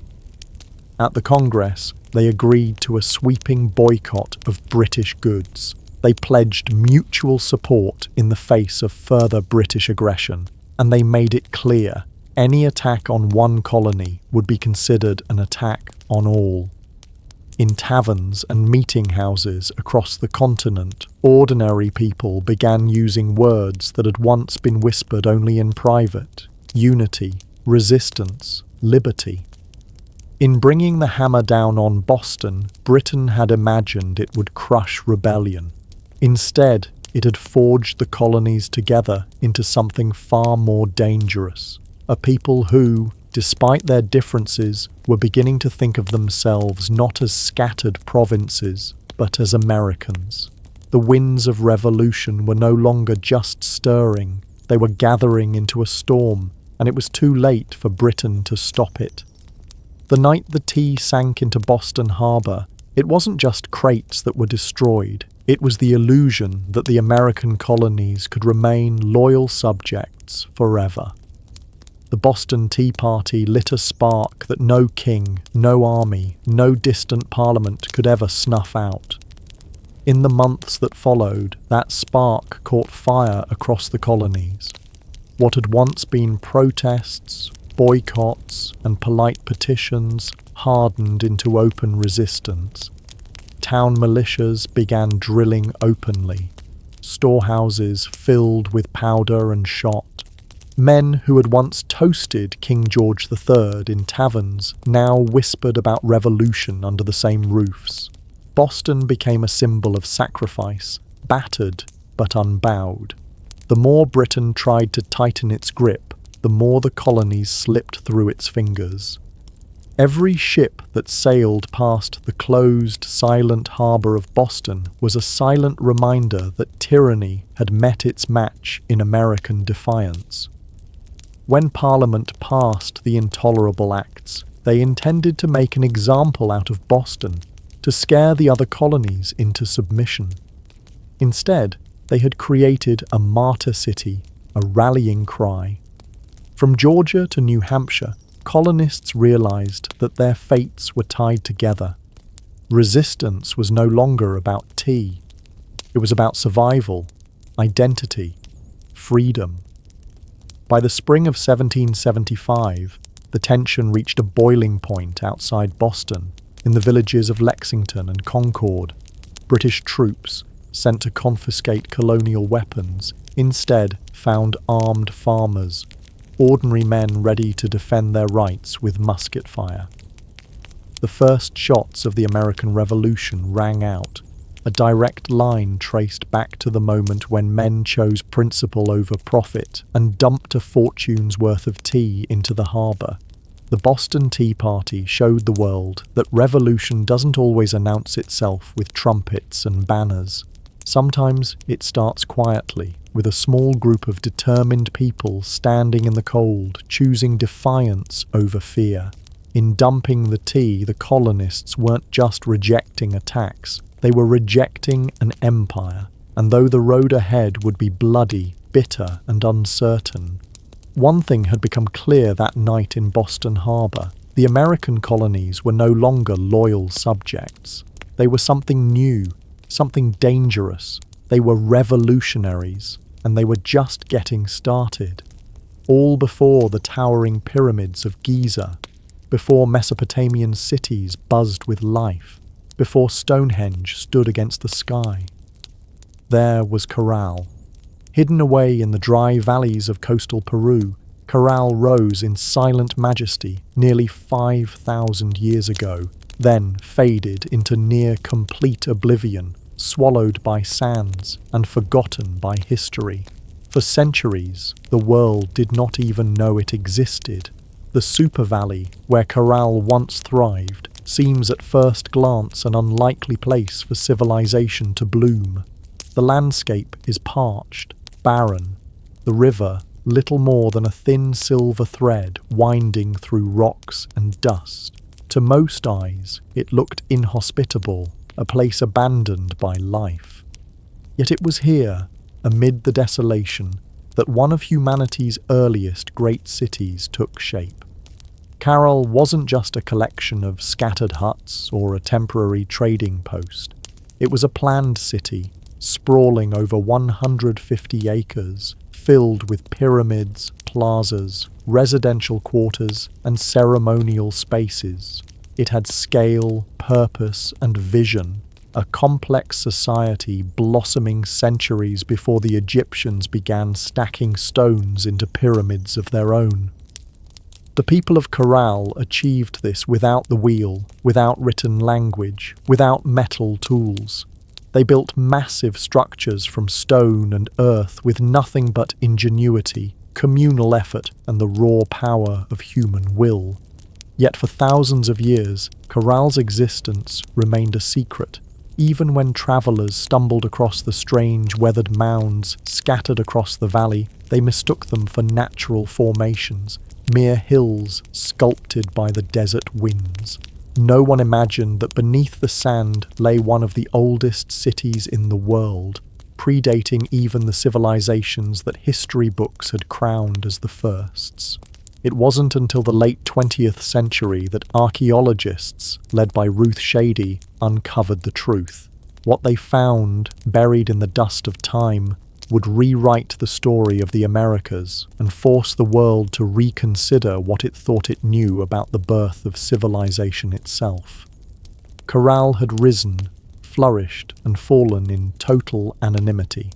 Now, after millennia of silence, its stones are speaking again, whispering of a peaceful, intelligent people who built a world of complexity and wonder in a land where life itself seemed impossible. And this was only the beginning of their story. At first glance, the Super Valley looks like a place where life should struggle to exist. Harsh winds sweep across endless stretches of sand and stone. The sun beats down mercilessly, drying out the earth, baking the landscape into cracked, brittle sheets. Water is scarce, the river a meandering thread fighting for survival. To the untrained eye, it is a wasteland, barren, empty, forgotten by the gods. But the people of Corral saw something different. They did not see a desert to be feared. They saw a canvas to be shaped. They recognized the river, however modest, as the lifeblood of possibility. And so, with patience, ingenuity, and sheer determination, they turned this unforgiving place into a thriving oasis of life and culture. Their first victory was agriculture. They learned to harness the river's seasonal floods, building simple but brilliant irrigation systems that channeled water across the valley floor. Where others saw sand and dust, they coaxed green shoots of hope. Cotton, beans, squash, guava, sweet potatoes. Cotton, in particular, became their treasure. It was spun into fishing nets and textiles, fueling trade with coastal villages and creating bonds that stretched far beyond their desert home. But growing crops was only part of their mastery. The people of Corral understood that survival in the desert required balance. They worked with nature, not against it. They built their homes and plazas from stone and earth, designed to withstand both scorching heat and the rare, punishing rains that occasionally swept through the valley. They studied the stars and seasons, planning their harvests with the precision of master astronomers. Trade became the veins and arteries of Corral's economy. Dried fish, cotton, fruits, and handmade goods flowed up and down the coast. In exchange, Corral received exotic goods, colourful shells from the Pacific, rare stones from the Andes, ideas from distant peoples. They were not isolated, they were connected. In a land where survival seemed impossible, Corral thrived through intelligence, innovation, and community. They didn't conquer the desert with brute force. They partnered with it, learning its rhythms, respecting its power, building a society that was not just functional, it was extraordinary. Against the odds, Corral blossomed into a beacon of civilization, and it was only beginning to rise. Rising out of the desert like ancient guardians, the pyramids of Corral defy everything we thought we knew about early civilization in the Americas. These were not small, crude structures built by primitive hands. They were massive, deliberate works of architecture, created by a people with vision, organization, and ambition. The centerpiece of the city was the Pyramid Maya, the largest of Corral's monumental structures. It stretched more than 450 feet in length and towered nearly 60 feet above the desert floor, a feat of engineering on par with the early wonders of the ancient world. Built from stone, mud, and woven reed bags filled with rocks, the pyramid was designed not just to endure the harsh climate, but to withstand the punishing earthquakes that occasionally shook the region. And endure it did, standing silent against wind and time for nearly 5 millennia. But the pyramids of Caral were not tombs. Unlike the massive burial complexes of Egypt, Caral's pyramids served a different purpose. They were centers of ceremony, power, and public life. Temples and gathering spaces crowned their summits, accessible by broad, elegant staircases. Fires once burned atop these platforms, and rituals were held beneath the endless Peruvian sky. At the foot of the pyramids, vast plazas opened up, sunken and circular, inviting thousands to gather for religious ceremonies, political meetings, and communal celebrations. The very design of Caral's cityscape suggested a society that prized community and order, a people deeply connected to one another and to the cosmos. Around the pyramids, smaller residential complexes fanned out, likely home to priests, administrators, artisans, and farmers. The pyramids themselves seem to have been strategically placed, aligned with celestial events, sunrises, solstices, the cycles of the stars. To the people of Caral, architecture wasn't just practical, it was spiritual, mathematical, cosmic. Walking among the weathered stones today, it's almost impossible not to feel a strange sense of awe. These structures were raised without metal tools, without the wheel, without beasts of burden, yet they rose with symmetry, scale, and staggering precision. The great pyramids of Caral were not built for vanity nor for war. They were built to connect earth and sky, community and cosmos, humanity and eternity, and they still whisper across the sands, telling a story that refuses to be forgotten. Among the ruins of Caral, there is something profoundly different, something that sets it apart from so many ancient civilizations. No weapons have been found buried beneath its sands. No defensive walls circle its plazas. No mass graves hint at bloody conquest or internal strife. Unlike the kingdoms that rose and fell through war, Caral was a society built on peace. It's a revelation that defies expectations. Here was a civilization that flourished not through violence, but through cooperation, trade, and shared belief. The people of Caral seem to have invested their energy not in armies or fortresses, but in architecture, astronomy, music, and communal life. Their plazas and pyramids weren't monuments to victory over enemies. They were centers of celebration, worship, and governance. This was a civilization that chose to gather rather than conquer, to negotiate rather than destroy. Trade was the lifeblood of Caral's success. Cotton, grown along the fertile riverbanks, was spun into fishing nets that were traded with coastal communities.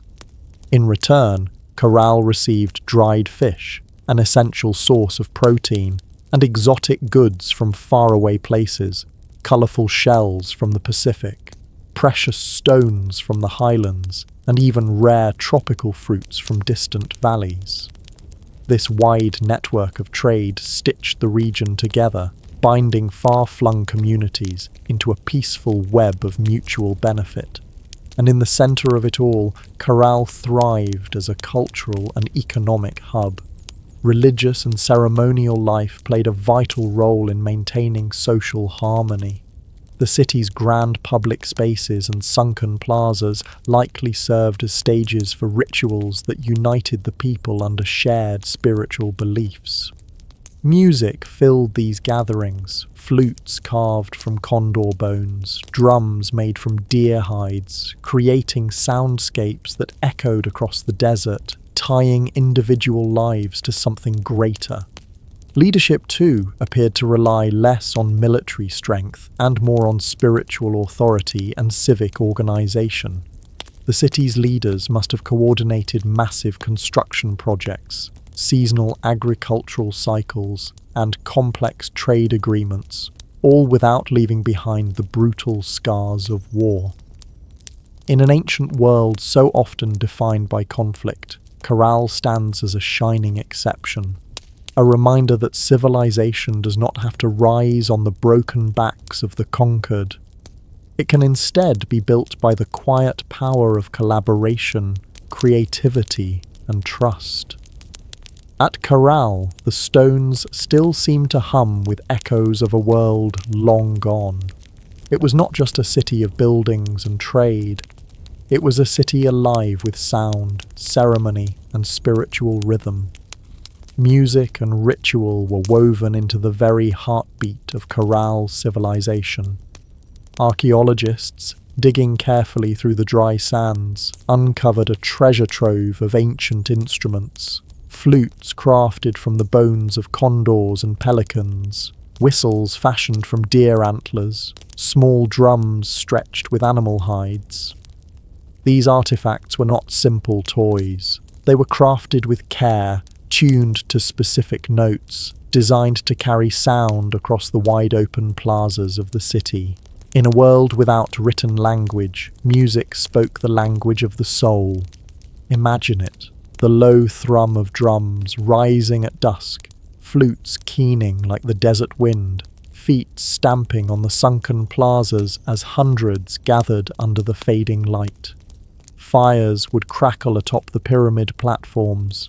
Priests dressed in intricate woven garments would chant to the gods of the river, the earth, the stars.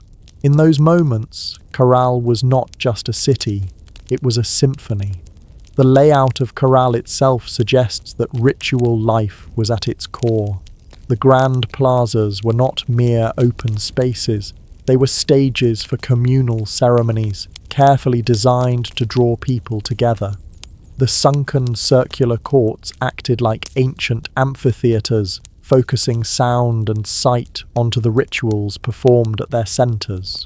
And above them all, the pyramids loomed, not as tombs, but as sacred mountains built by human hands, linking the earth to the heavens.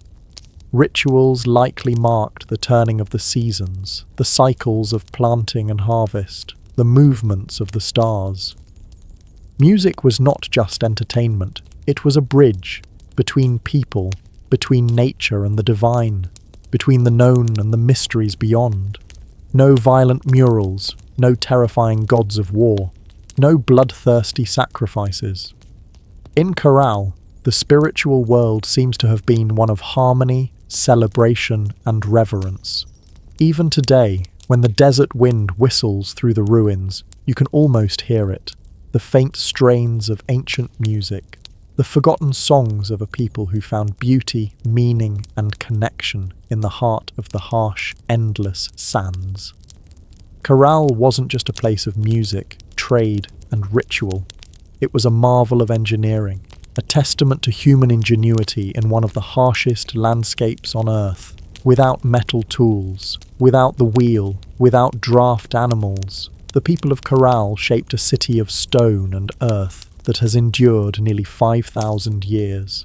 Their achievements were remarkable. Massive pyramids rose from the desert floor, constructed not with small, fragile bricks, but with enormous stones carried across the dry valley. Workers transported rocks using reed bags, ingenious baskets strong enough to bear heavy loads, woven from the very plants that grew along the riverbanks. Layer upon layer they built with care, stacking stone and filling the interiors with rubble to create structures that could withstand not only time, but nature's fury. And they understood nature well. Corral lies in a region prone to violent earthquakes, yet their pyramids and plazas survived largely intact. How? By mastering earthquake-resistant architecture. Builders used flexible construction techniques, layered fills, wide foundations, and rounded corners that allowed their monuments to absorb and dissipate seismic energy. It was engineering born not from textbooks, but from an intimate knowledge of the earth itself. Water management was another silent triumph. Despite living in a desert, the people of Corral developed sophisticated irrigation systems. Channels and canals carefully guided river water to their agricultural fields, allowing crops to flourish even during dry seasons. No water was wasted. Every drop mattered. The layout of Corral itself reflected brilliant urban planning. Major structures aligned with key astronomical points, suggesting a deep understanding of the solar cycles. The sunken plazas, with their precise geometry, were more than gathering places. They were instruments for tracking the heavens, allowing priests and astronomers to predict seasons crucial for survival. Even the city's organization spoke of a complex society.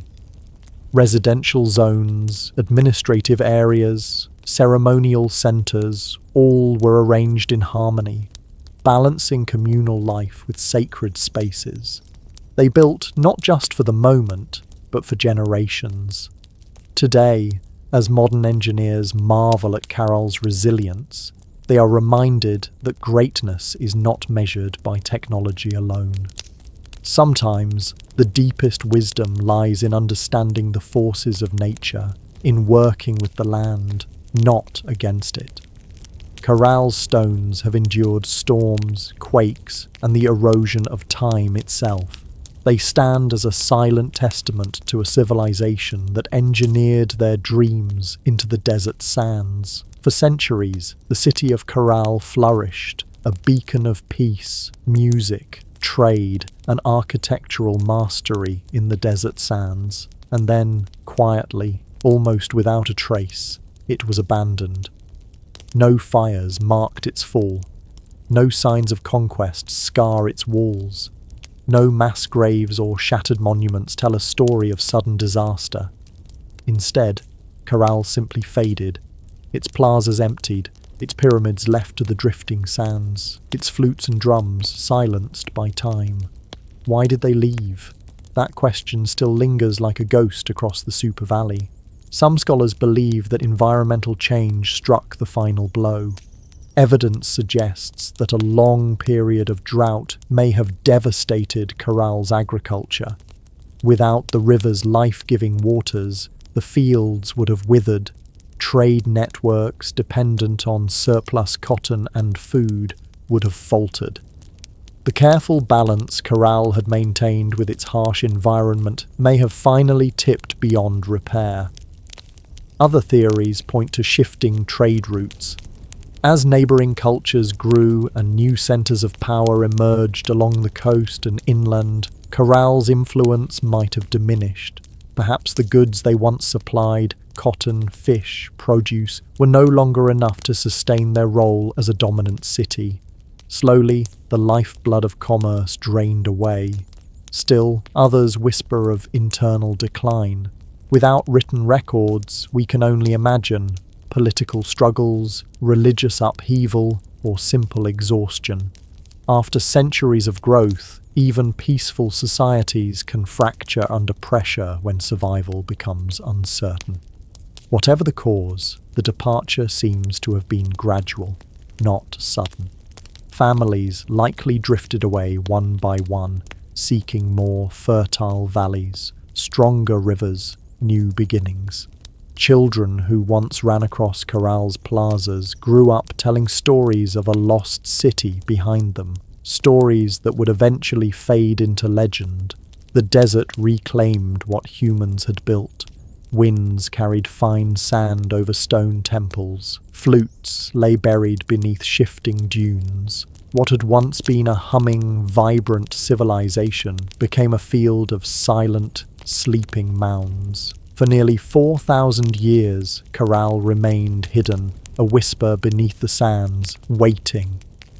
Today, as archaeologists carefully uncover its stones, the question still burns. How does a city so advanced, so beautifully crafted, simply vanish? Perhaps the truth is that even the greatest civilizations, no matter how wise or peaceful, are still fragile threads, woven into the tapestry of time, forever vulnerable to the unseen forces of change. For millennia, Corral lay forgotten, buried beneath the silent sands of the Super Valley. Travellers passed the strange, rounded hills that dotted the landscape, never suspecting that beneath their feet lay the ruins of a civilization older than the pyramids of Egypt. To them, these were just natural formations, mounds shaped by the wind and time. It wasn't until the late 20th century that the world would finally hear Corral's voice again. In the 1990s, Peruvian archaeologist Ruth Shady led a team into the Supe Valley, driven by curiosity and a growing sense that these hills might hold secrets no one had yet uncovered. What they found would rewrite the story of human civilization in the Americas. Layer by painstaking layer, the sand was brushed away. Beneath it emerged walls of carefully cut stone, grand staircases, sunken plazas, pyramids, a city far older than anyone could have imagined. Radiocarbon dating confirmed the unbelievable. Corral was over 4,600 years old, thriving at the same time as the earliest civilizations in Mesopotamia and Egypt. It was a discovery that shook the foundations of archaeology. Before Corral, scholars believed that civilization in the Americas developed much later, shadowed by the great empires of the Old World. Corral changed everything. It proved that the Americas had birthed monumental architecture, complex urban life, and social organization independently long before the rise of the Incas or the Maya. Ruth Shady and her team found not just stone and rubble, but the remnants of life, musical instruments, fishing nets, textiles, quipu knot records, and even offerings made to the gods. Each artifact told a story of a people who had built a society with vision, intelligence, and profound creativity. Corral's rediscovery was more than an academic triumph. It was a resurrection. A civilization that had slept beneath the desert for thousands of years now stood revealed under the open sky once more, its plazas kissed by the same winds that had once carried the sounds of flutes and the laughter of children. Today, Corral is recognized as a UNESCO World Heritage Site, a fragile, priceless link to humanity's earliest dreams of building, belonging, and believing. The sands had hidden Corral well, but in the end, the stones endured, waiting for someone to listen, to see, to remember. Corral stands today as a silent giant, a reminder that civilization's roots stretch far deeper than we once believed. Among its pyramids and plazas, the ancient stones whisper a story that reshapes our understanding of humanity's journey.